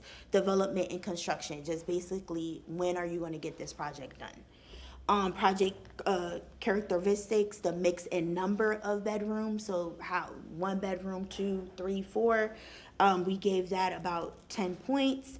Does it meet identified needs in that area? If the community is saying, hey, we need more 3 bedrooms or 2 bedrooms, does this proposal meet that? So proximity to transportation corridors and employment centers, that's really big in our areas, gave that 7 points. Closer proximity earns higher points. And then inclusion of community serving retail, green spaces, and or public improvements. Evaluation notes just mixed use projects, 8 points. So that is just a proposed evaluation and scoring, and I look forward for feedback on that. So as we move forward with the matrix, this is the infamous matrix, and it goes over the area median types and how much you could get per the max, up to amounts that you could get per up to amounts, sir, that could go towards building out that unit. And I'm sorry about how it looks on the screen, but it's the same thing. Numbers are based off of the SHIP maximum amounts that we have. You know, board member Hertech is familiar with SHIP and AHAC conversations, but as you know, the housing department has to submit a local housing action plan to the state on how they're going to submit those dollars, and we just mimic the max of the 350. So 50-year affordability period, and of course, the area of the greatest need is 80% and below. So as we move forward to the proposed award and agreement process, of course, there's certain actions that we take next. One of them is, of course, the board approval, project and final funding awards that are approved by CRA board. Then we'll build in a appeal process, which gives the developer an opportunity to appeal denials for or funding reductions. CRA staff will review and forward recommendations to the director and then for final decision. And then, of course, we create the unit creation and conversion agreement execution. Developers sign a funding agreement with the CRA detailing the subsidy terms, affordability period, reporting, compliance, performance requirement. Everything will be put in that funding agreement, along with that 50-year restriction that will be put on the land. The disbursement of funds. Funds are reimbursed upon meeting construction milestones and submitting required documentation. I can't stress that enough. We're not giving money through the door. It has to be reimbursed. They have to do the work, and we have to verify that the work's completed, and then we go ahead and reimburse at that point. And then, of course, compliance, monitoring. CRA staff monitor compliance to ensure units stay affordable and meet agreement terms. So that's the proposed award and agreement process. I'm looking for feedback for that as well. So let's look at some the timeline and the next steps. Right? So the next steps, we're here to collect feedback from the CRA board today. Of course, some detailed feedback session during CRA board meeting. Here, where you want us to look into further, do some more research on that. And then we present a draft to the CRA board at the November meeting. So this CRA presentation of the proposed processes and the criteria at that point. And then, of course, we'll open this up for public comment, okay? Even after hearing today, hearing next month, we'll gather all this information, but there will be official public comment for this process. So we're looking to do that between November and December. We'll gather CAC and public input, including surveys. So it's going to be multiple surveys, one big survey that goes out to the community to get feedback. And then the final presentation and approval around January 8th time. So the CRA board presentation of finalized process and criteria at that point. And then primary funding cycle opens around January 9th. These are just estimate times, but the first funding cycle is open with all funding available at that time. So looking for feedback on this as well. So as we move over to the summary and just requested motion at this time, the benefits of this proposed process is to replace that first come, first serve that we heard, right? It establishes a clear and structured process with predictable timelines, so we know what we're expecting. Enables through evaluations aligned with the goals, CRA goals, to make sure that we're on top of that with the CRP. And then it promotes equality and balance in decision making. So this is the benefits for the proposed process. So, you know, just what we're looking for today is just some direction, approve the concept for the proposed application structure in process, and direct staff to return with a draft program for board discussion on November 13th. So after we get feedback, you know, we're looking for, hey, a motion to say, hey, we agree with the cycle, let's move forward and bring some final documents November 13th. So that's what we're just looking for today. Questions and discussion? Okay, I have first Board Member Clendenin, then Maniscalco, and anyone else who'd like to go. Go ahead, sir. Ms. Parks, outstanding. I mean, yeah, you've outdone yourself. I think that the professional outward of movement on this is leaps about anything that we've done. I've seen since I've been on council on CRA in the program. I really very much appreciate the work that you put into this. It really does show. This is not something that's you know, far too often. You know, there's a lot of loosey-goosey stuff happening. This is tight. It looks much more professional. It looks like something that Fortune 500 company would be a process that they would be using. I applaud the getting away from the first, I brought that up, what was happening downtown, the getting away from the first come, first serve, because we need to evaluate the merits of merits of each project based on the merits of that project, not because they were the first one in the door, because you could have a much better project come in 2 minutes after. Mm-hmm. So again, we're looking out after the people that live in these areas and and also the taxpayer money for everybody that's living in that area. So their quality of life and their treasure that they're giving the city to be able to invest into these things. I can't let it go without talking about the matrix and I can't. I understand it, you understand it, but I still think we're going to continue to have problems. So whenever we're printing this, we need to make sure that we have verbiage that do not expect, this is the absolute legal maximum that can be, don't expect anything close to this. This table should not be used as a guideline for reimbursements from the CRA. That this table is just setting the absolute astronomical limits of it. So whatever words you can come up with better than mine to make sure people understand what that table really truly means, and to expect substantially less subsidies from our individual CRAs for housing.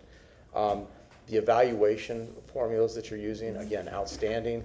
I'm not going to quibble with it, because everybody up here would have a different opinion whether something should be 7 points or 10 points or 50. But again, great movement forward. I think it's a perfect application of evaluation of using taxpayer money and being able to equitably evaluate each one of these programs based on the strategic goals that have been set by the CRA board.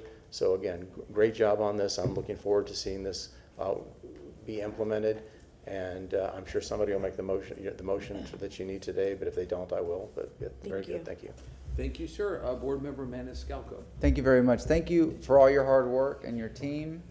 This was, in my opinion, very easy to understand. We still have to hear from the public, and I know there's a public comment period before we take formal action. So my understanding is, per the timeline, if everything goes according to plan by the timeline that you've shown, and we approved this, January 8th, I think I saw? Yes. Will that keep us on track for that March 15th deadline? Therefore, someone would be, we would be able to execute agreements by next summer, July, August? Yes. Okay, so we're not going to be wasting any more time. We're going to be within that timeline. I like the scoring system of the 100 points, and the lower the AMI, the higher the points. Yes. I look at what are our most pressing needs in this city, and there are many, but our roads are a mess, and that's one thing, but housing. And in my 41 years here in Tampa, born and raised, I never left, it has never been so expensive. Mm-hmm. Councilman Miranda mentioned what he bought his house for, and if he were to sell it today, and where is he going to go? Yes. West Tampa was always middle class, working class. I had this conversation with my mother. If you wanted a house in West Tampa, it was, in my lifetime, it was always about $100,000. When my grandfather bought the house behind Councilman Miranda in 1972, he paid $18,000. That house is also probably over $400,000. If I wanted to buy that house today, I can't. If I wanted to buy where my grandfather was. But housing affordability is, we don't want people on the streets. And people have all types of income levels and all types of jobs. When we talk about programs that are available, like down payment assistance, people might qualify by monthly income to pay the mortgage, but not everybody has 20, 30 grand, 15 grand for that down payment and the closing costs and everything. So it's interesting. They'll approve you for $2,000 a month in an apartment, but you can't get a mortgage for $1,500 a month. So this helps because, again, it's known, I think it's a fact by statistics that most people don't have $1,000 or $500 in emergency fund. People live paycheck to paycheck. I have friends, I've been there, it's not easy. And you don't want to be a renter forever. You want to allow accessibility for the American dream. Someone in public comment mentioned something about 50 years, right? I don't know if this is if he was talking about the same thing, but, it is our duty as a people. I'm not talking about as government officials, elected officials, but as human beings, to take care of one another. We don't want somebody on the street. We don't want anybody on the street. And if we can put them in housing where they don't have to worry and they say, you know, as long as I'm able to pay and be able to afford, I'll be able to stay here. And you don't have to worry about somebody's mother or sister or themselves, you know, being put out because they can't afford it. All right. You had mentioned a board that makes these decisions. I think it was 5 members, including a member of the CAC, correct? Yes, for that sir. particular CRA? A selection committee, yes, sir. Okay, so I like that CAC member being a part of it because it's a voice from the community that will be able to have direct input, and we need that. And our CAC members, which are broad throughout the CRA, they're very good individuals. So I like that. I think I mentioned everything. I wrote down here rental rehab program. I know we talk about owner-occupied rehab, but is there, maybe I'm just going off Yes. topic, rental rehab? You know. Yes, we have that program, and it's active through the HRP program. So the rental rehab program focuses on providing the same level of repairs to the properties, but the owner of that property will already have to be renting to a low to moderate home by a person. So that's the different. They can't just be fixing the house just to fix it to then, you know, sell it or something. They will have to already have someone who lives in that property that's low to moderate income, and then they're doing these repairs to based off of that. So I could talk further into detail at another time about the HRP program. That's a very big program, but I just wanted to mention that with the down payment assistance program for East Tampa alone, we spent $1.8 million year to date. So people are purchasing and using down payment assistance heavily. All right. Well, no, again, you know, thank you very much this was a lot of work, but I look forward to moving forward with this. Again, you know, I want to hear from the public, and I know there will be plenty of time in the next few months for the public to give their input. And we certainly want to hear from them today. I know we're going to have some public comment and in the next few months. So thank you very much, ma'am. Thank you. Board Member Miranda, then Board Member Hurtak. You know, when you speak almost last, everyone's been said, but I agree wholeheartedly with Mr. Clendenin said, Mr. Maniscalco said. Life has to circle, and in my luck, I've been real lucky, and also I worked very hard. But my grandkids, I have 8 grandchildren. 6 of them live in Tampa. 2 of them live in Lakeland. Why? Because they work there. Yeah. And one of them comes from Lakeland to Tampa because she works here. So it's a thing that no matter where you're at in this west coast of Florida, you're going to have these problems. Not as great as we have because we've grown so quickly, so fast. But the city of Lakeland and all the surrounding communities are going to face the same problem in a very, very short time. Yes. And they better be prepared, not only for the cost of things and how people are going to find a place to live, but they better be prepared for the electric bill and the water bill and things that have to be kept up every so often. You spend millions of dollars on infrastructure, like the city of Tampa. Just $2.9 billion on water and sewer lines alone within the next 30 years. I think we passed that a couple of years ago. And the water department has had over $100 million. The tertiary treatment plant, every plant, the refuse to energy plant, everything that happens is in the hundreds of millions of dollars, not $1 million. So when you start doing those things, that's why everything's got to take a step back until we get ready and we're taking a deep breath. Now the roads finally are being addressed as fast as we can. So we have done, the city of Tampa has done what it can. And I tell you one thing, I don't know how you said this whole report with only 2 breaths, because I was looking at you. So I looked at you and I said, when is she going to breathe again? But anyway, I appreciate your report, very straightforward and very, also in the same breath what Mr. Clendenin said, this is the top. That doesn't mean you're going to get all of it. It depends on what you have, what the need is. But this is just like saying, I want a new Cadillac, but I'll take a Ford at medium price, whatever it is. But these are the things that work, and it's amazing. I think this CRA and your benefit, you and your employees that work under you and your boss have done a very excellent job, and I want to commend you on it. Thank you. Thank you, sir. Board Member Hurtak. And thank you. This is a great beginning to this process. I really appreciate the way that you put what we're already doing ahead of it. It's just to give us a little bit of just grounding us in what we're really looking at. And I think it helps us, but also the public. I want to talk about specific things. For me, I want to know about the committee of 5 members. Okay. Like what your, so I would like to know the like who you're planning on having in that. With only one CAC member, what are the other members comprised of?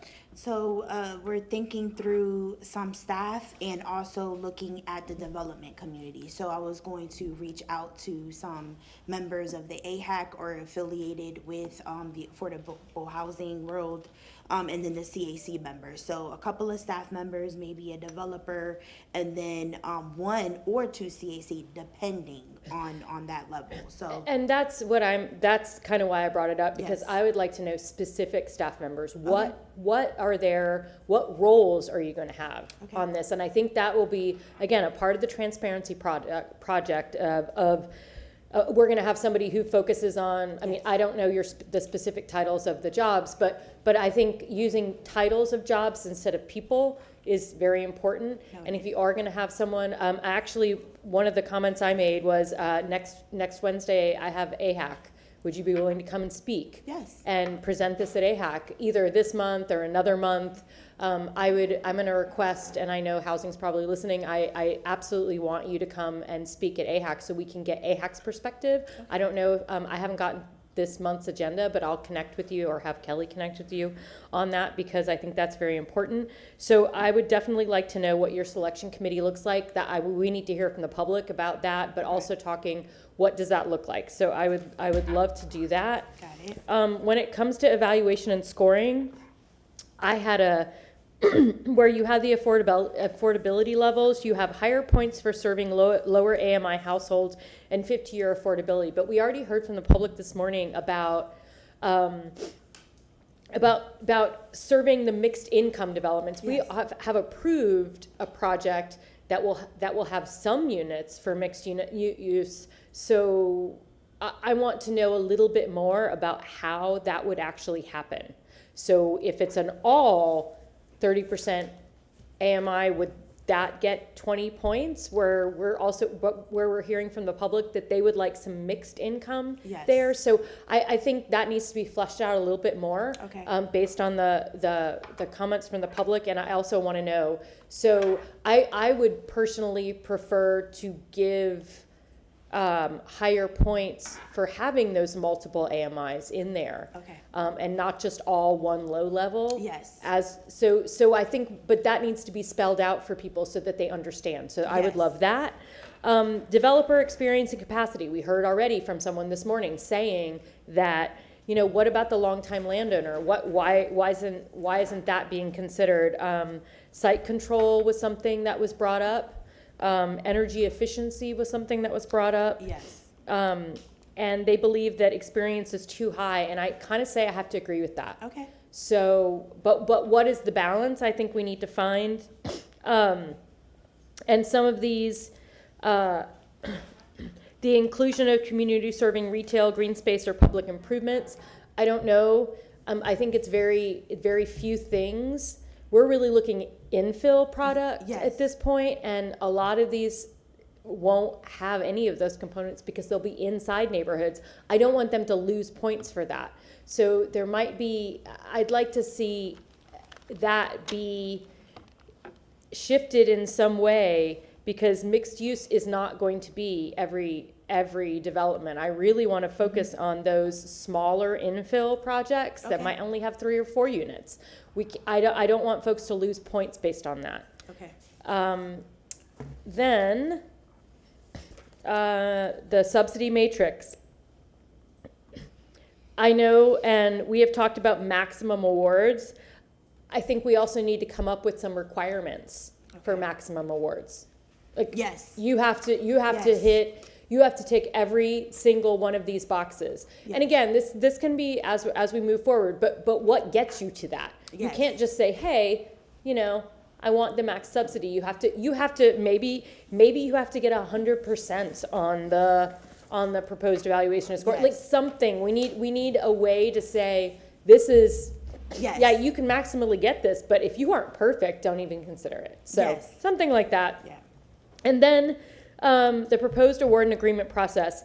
when it talks about unit creation and conversion, the funding agreement detailing the subsidy concerns, affordability period, all of that, and the disbursement of funds, I'm not quite sure where we put this in, but deadlines. I think a lot of the things that, if you are not somebody who has these, if we're saying maybe, no, we're not going to deal with developer experience and capacity, instead of that, we can't be holding on to that money forever. If you aren't following deadlines and within like 6 months you aren't moving, then you know, by the end of the year, that money's going to be taken and moved elsewhere. Yes. So I would like some more stringent guidelines around that instead, and that is where I'll stop for now.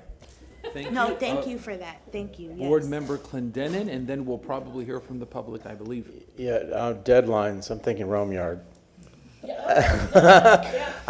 Where are we at on Rome Yard? Let's meet some time. But I understand, but I'm just saying that is, you know, I agree with you. In fact, I wanted to echo all but maybe one or two minor points of what Councilwoman Hurtak said. I agree 100%. I really appreciate the comments that she made about the infill, because it's differentiating, you know, some of the scope and scale of these projects, and it's difficult to do that when you're trying to develop these procedures, one procedure that affects different unequal parts. But I think it's definitely something we have to take into account. The other item that I wanted to make sure that is that we hit home on, when we're communicating this outward-facing documents, is that the CRA board ultimately has these decisions, right? So these are guidelines, but there may be a move quick, something that the CRA board, but just ultimately when we outwardly communicate this, that people readily understand that it's the CRA board's ultimate decision on all of these decisions. And what I kept thinking of is, if we had this amazing opportunity to jump on something real quick that the board wanted to, and then if we didn't have that in this document, people may be thinking we're jumping over things, or, you know, but there may be just something that this board makes a decision that we have an opportunity to acquire a piece of property or move forward on something that. But I understand. But I think people still have to understand that because sometimes that's one of the biggest surprises I've had since serving in this position, is a misunderstanding of the relationships. And I know y'all face it as staff every day, between staffs, CACs, CRA, and lines of authority, and where this. And I think we need to constantly be educating folks about what these processes and procedures are, and just so every time we have an opportunity when we are communicating, that we communicate this information. Yes, sir. Thank you. Thank you. Oh, yes, sir. Go ahead. Just wanted to comment briefly on the deadlines issue, because that is important. It also gets under my last nerve, because I hate the fact that Tallahassee tells us what deadlines are and aren't. But 252-363 was added into a package of emergency relief based on hurricane events. And if you're not aware, you probably are, automatic extensions are given to permits that are required in the affected areas. And guess what? Everybody in Florida has been affected, up to 2 years. So even if you put a 6-month deadline and they've already pulled the permit, they're going to get an extension whether we like it or not. Okay. Well, I appreciate that, and but even I'm talking about before permit pulling and evens. But this is why we wanted you here today. So thank you. Okay, great. By the way, it's good to see you here. Yeah. Yes, sir. Now we're going to go to the public. Raise your hand if you wish to speak on this item. Okay, so we got a few. So you know what? Let's just do. I'll give y'all 3 minutes. You don't have to take it all. Go ahead. Come forward.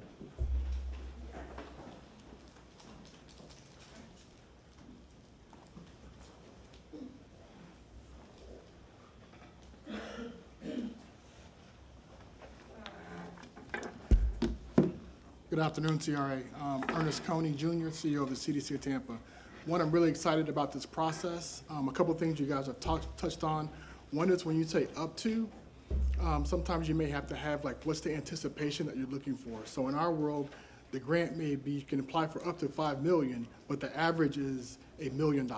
So you can kind of put like 65,000 per unit is the average to kind of set that expectation of what you're looking for. The other thing is, thinking about, like, we never had inclusionary zoning. I think this is a carrot approach to try to create what we're trying to get to. Some places it may be tougher than others, right? So in downtown, you can get more senior, I think, projects for 80% and below.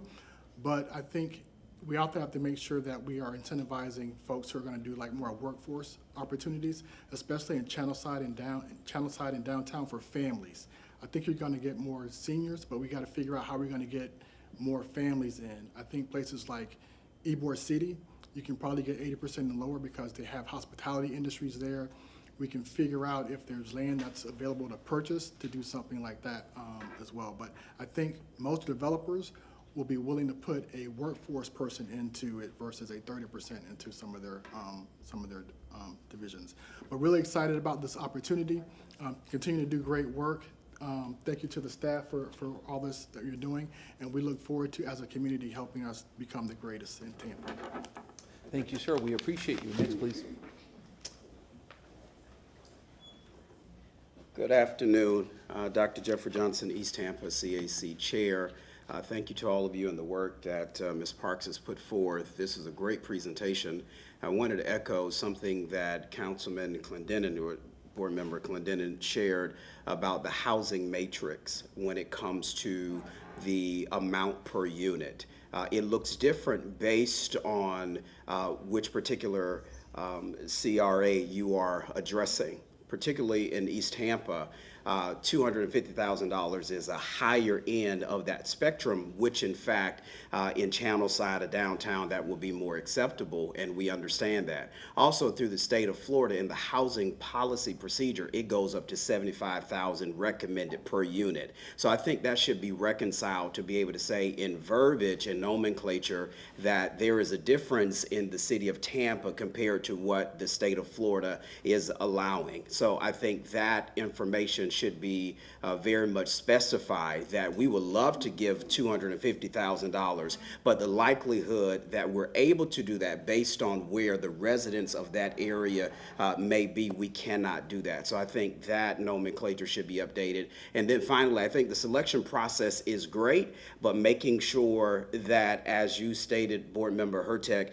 that it is known who will be a part of that. I think 2 members from the CAC should be better than just one, as well as knowing if there's someone from the CRA staff and other committees that may be a part of that. I think this also gives a level of transparency to the residents that are there, that they can have some type of process and be a part of the process of how these projects move forward, because I believe a lot of them are saying, well, how did you get to this place? What was the selection criteria? Was it something done on the buddy system? You know someone? Was this something that was moved forward by the city that wanted to be done, and now everyone can kind of see what's going on, that it is a collaborative effort across all CRAs, that the same process is followed for everyone. So good job, V. You did a great job, and so thank you all for what you do. We appreciate you, sir. Next, please, ma'am. Hello. Excuse me. My name is Cynthia Clontz Garcia. Excuse me. I'm not a public speaker, but my son spoke earlier. I guess we're like the poster child. We're what they're calling our homegrown developer. I'm not a major developer. I grew up in East Tampa. My father's Sam Sonardi, who did a lot for the city of Tampa and the firemen. I am a legacy owner in East Tampa. I own the Strip Center that's on the corner of Martin Luther King and 50th, just adjacent to Pepin Academy. We've been involved in the Grant Park, Highland Pines area for more than 25 years. We are proposing, we thought we were going to come today, which we would have had this area filled with residents that we've been engaged in and what are the needs of Grant Park. I can tell you I'm not a major developer that's coming in and we're gonna be gone. We're there. My son manages the property. My son has a business in the Strip Center. We've worked with the CRA for the commercial and the interior renovation project, which we're doing now. We have 7 new tenants that are in that building. So we are working hard. We are there. We are stakeholders in the community. We're trying to create an economic impact in Grant Park, which sometimes I consider that like a lost area of our city. So we are committed. We're committed to offering at the AMI levels, and you'll see in our presentation in November with exactly what the community needs. I see a lot of these one bedrooms coming in. When demographically I look and we're in the community, it's a lot of single moms that a one bedroom is not gonna work. You know, just to get the multitude of units, it's not gonna work. So we're gonna be offering 2 bedroom, 1 bath. We presented to the CAC twice. We got a unanimous recommendation for 2.5 million. I know with budget restraints now, we're down to the 1.75. The rest of the 50% will be coming out of my own owner equity funds. Like I said, I'm not a major developer, but I'm a person that works in the community, is a stakeholder in the community, that has engaged themselves in the community to meet those needs. And I'm just hoping that looking at the mission of the CRA and how to both impact business owners, community stakeholders, work with the churches and the residents, that when we do present, like my son said in November, that you do consider that. Thank you, And that's ma'am. it. We appreciate you very much. Okay. Next, please.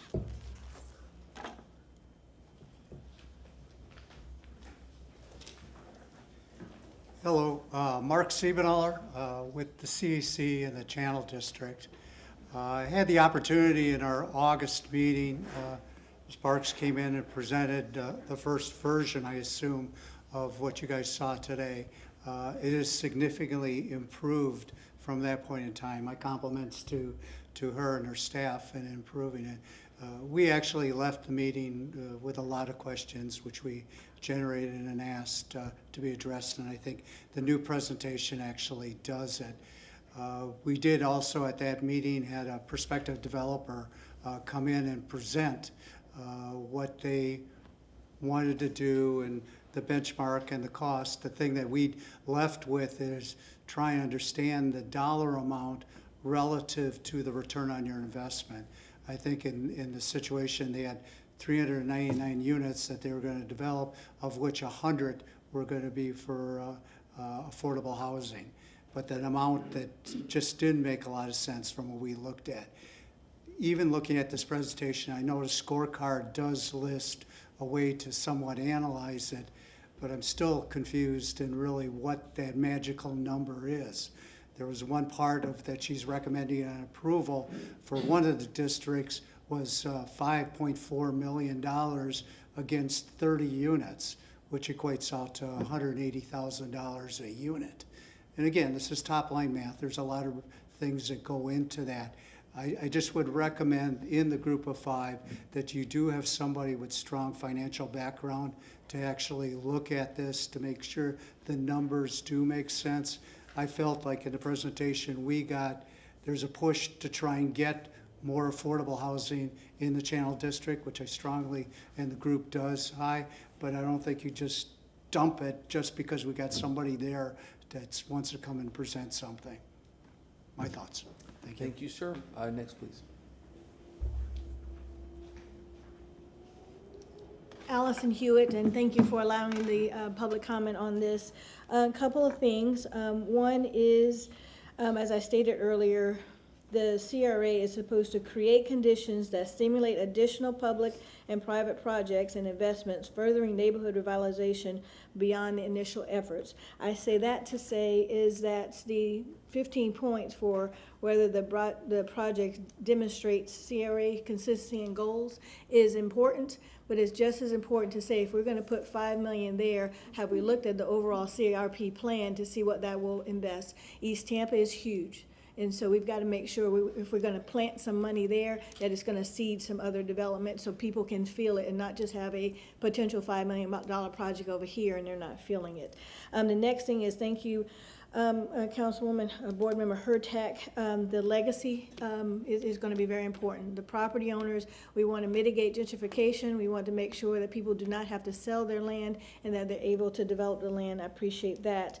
Also, East Tampa CRA is going to get a new CRP. And so there's going to be an educational component to bring everybody up to speed, because what I have seen so far, that CRP may be different than what the original was. And so as we are now going to have to align to the CRP, we're going to have to make sure that the residents and business owner understand what they're going to be aligning against. So we need to make sure we put money in the budget for some significant outreach and workshops so they will understand what the new CRP is. Also, I would recommend too that the RFAs for East Tampa is be maybe a more designated, because again, we've got to try to seed areas and maybe do a RFA for the Nebraska corridor. But right now, the CRP for East Tampa CRA has corridors that are their priorities. And so maybe do some targeted developments again, so people can see what's happening in East Tampa CRA. And there's also the staff coordination when they say they're going to do the committee. There's often developers who go down and try to do things in the East Tampa CRA, and the East Tampa overlay is discouraged to be used. And I've had developers who have said that they either don't do it, or if they do it, understand it's going to elongate their their project. And you know, when you do a development for a project, time is money, and if it's going to add more time, then they will go away from the East Tampa overlay. And so also would like to have clarification. The East Tampa owns a significant amount of properties in the East Tampa CRA, and how does this impact how they are going to potentially put RFPs on the street for theirs? Are they going to be competitive in taking away from this money, or is it going to be a separate pot of money to develop the housing that the East Tampa CRA already owns? Thank you. Thank you, ma'am. Next, please.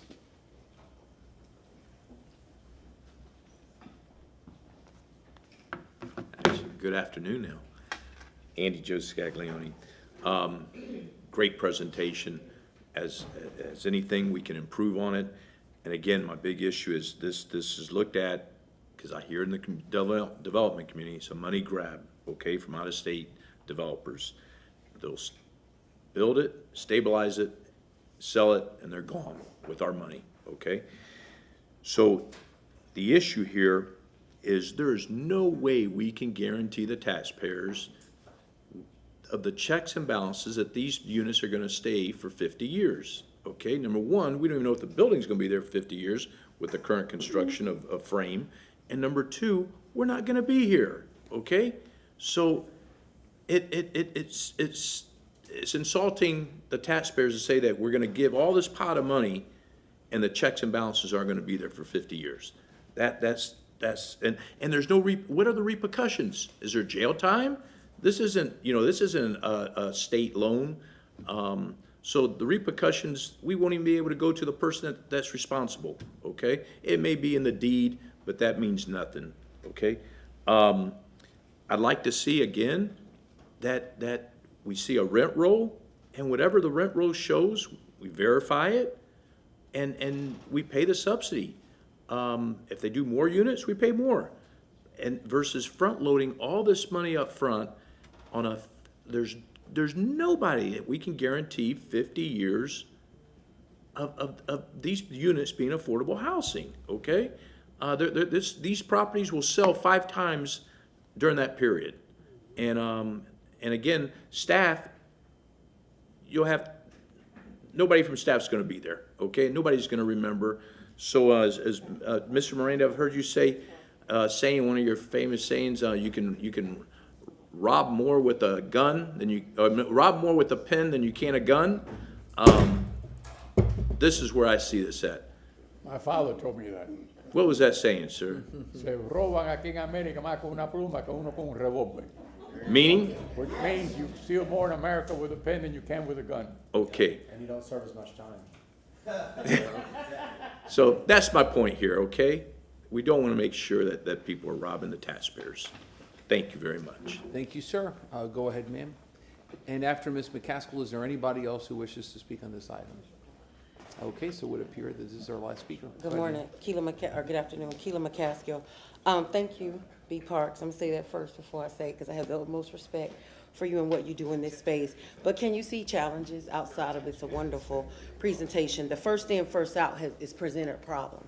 Because in the very beginning, before you start dishing out all this money to the other projects, we requested a process. The CAC was board was new. They didn't know anything about development, and they were force-fed to approve projects that are now on your list of approvals, and now you actually have a process. And the challenge for me is, I sat here and I created the process for pre-development. I didn't see that in here, and I think part of my concern was wanting to talk through pre-development, because there are some legacy owners that are in the core of where the CRP has instructed you to do public-private partnership that don't have the funds as the white wealthy males or mid to large size corporations has had so that they can get these funds.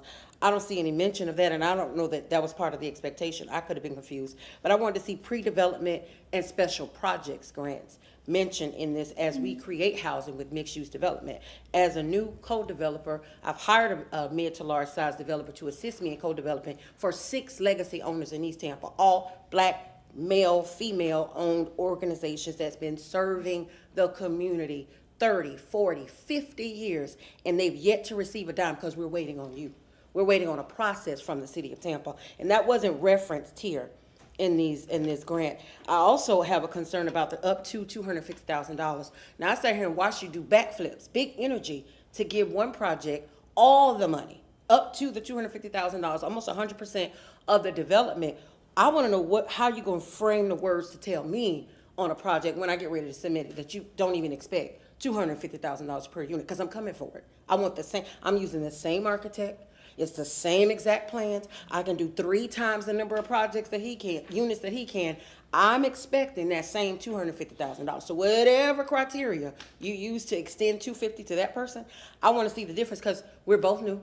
We use the same people. How can I not receive the same dollars when I can do 3 times the development? And this owner has been there 20 years versus the almost 2 years that they've been here. So I'm just saying, consider that before you say you can't get to the final. And then also to clarify with legal, in that process in the end, where there's an appeal, where the applicant can do an appeal, can the community participate in an appeal? Because now I want to suggest that you do this process for all of them. Go through the process with all of them, just out of the abundance of caution. Do that process with all of them. And then last, the $300,000 that you had in the Tampa Heights budget, consider the owner-occupied rehab using those that have code enforcement challenges. Start there. Those people have been there. They may have some issues. Code enforcement may not have known what's available, and they may not have told them, but start with code enforcement and seniors and disabled persons. Thank you. Okay. Thank you very much. So, Board Member Miranda. So, if I may, sir, thank you. So we're going to have a discussion and see on motions we're going to be making and how to bring this in for a landing. I know it's 12:35, and I want to make sure that staff gets out of here for lunch. Go ahead, sir. No, I'll skip. I know we're under pressure, but my father also told me another thing.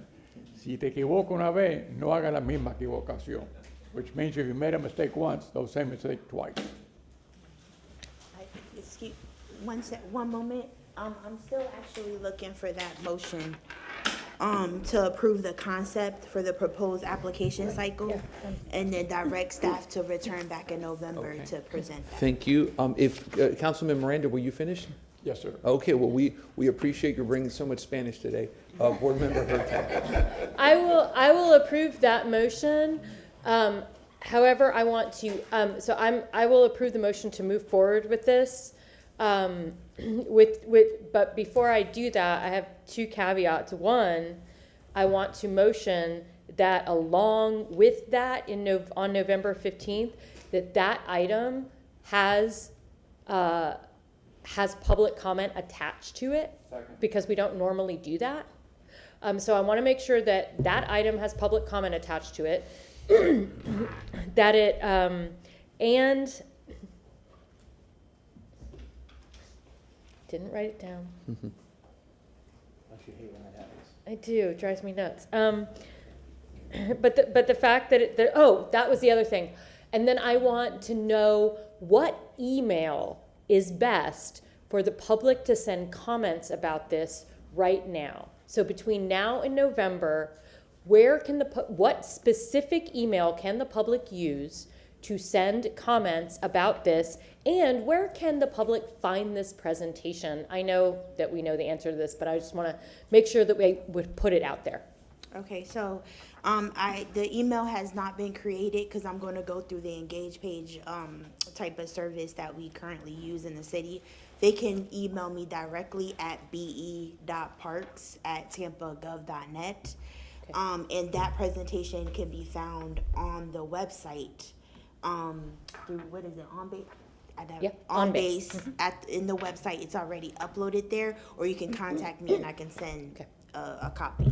So just for the public, it's bparks, BE.PARKS@tampagov.net if you Yes. have comments. And you can find this on today's agenda. Today's agenda for the CRA will have this attached to item number 2. And then if a possibility to add that to the CRA website, under housing, maybe somewhere like that might be beneficial as well to let people know. So my motion is to move this forward to be brought back to us with additional improvements on November 13th, including a public comment piece for after it is presented. We have a motion by Board Member Hurtak, seconded by Board Member Maniscalco, unless if there's, Mr. McCray, go ahead, sir. Yes, good afternoon. I just wanted to remind the board that on November 13th, we're also scheduled to come back related after the public comment and engagement on October 13th. And that will be scheduled for the November 13th meeting. So just wanted to make sure that you were aware, so that will be two different. Yes, and I will make a separate motion for that public comment, but I want to, that's the commercial. Yeah, so I want to finish the residential, but appreciate your reminding us about the commercial. Okay, so unless there's any discussion, all in favor? Any Aye. opposed? Okay. And I'll Board go member? ahead and make Yes, that ma'am. same motion. Please. I motion that for the,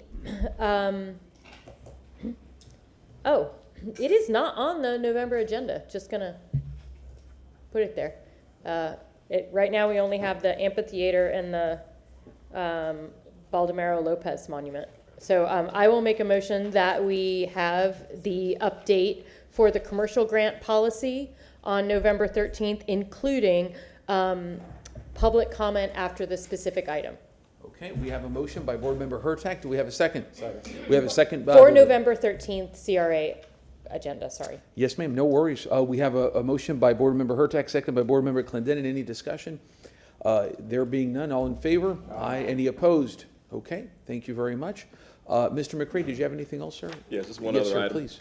And it was mentioned during the course of discussion, but did want to highlight the commercial grants funding and policy update community meeting will be taking place October 13th at Hannah City Center, 5:30 to 7 p.m. in the community room. Thank you very much, sir. We appreciate you. And any other, yes, ma'am, please. Again, I just want to thank Attorney Shepard for coming. Attorney Shepard will also be, I believe, at that commercial grants funding community meeting. I think that's right. Yes, so he will be there to help, and if any of us board members come, he will keep us on the straight and narrow. I'll do the best I can. Yeah. So again, I appreciate it, and thank you so much. Yeah. Any other responsive motions for today? But before, let's go, if I may, Board Member Miranda, just, I was meaning to this issue, to the item, but in terms of motions, any Board Member Miranda, Board Member Maniscalco, Board Member Hurtak, Board Member Clendenin. Okay, and if I may, before, I wanted to remind folks that on September 15th at 1 p.m., we're having the event for Baldomero Lopez. Speaking of, 75 years it'll be, so just remind folks. Sir, did you have anything? Just want to make sure Yes, that sir. we confirm that item 10 was affirmed and approved. It was, yes, sir. Yes. Yes, Good that to be was approved. cautious, right? Yes. You never know. Okay, we have, go ahead, ma'am, I'm sorry. One more thing I just want to add for Ms. Parks. We heard about where is the pre-development in this, and so I'd love to add that to the list for that, and and that is it. Thank you so much. And then I will talk to Attorney Shepard separately about penalties for not abiding by the contract. Yes, sir. So we have a motion by Board Member Maniscalco, seconded by Board Member Miranda. All in favor? Any opposed? Okay. Gracias y Dios te bendiga. There you go. Thank you.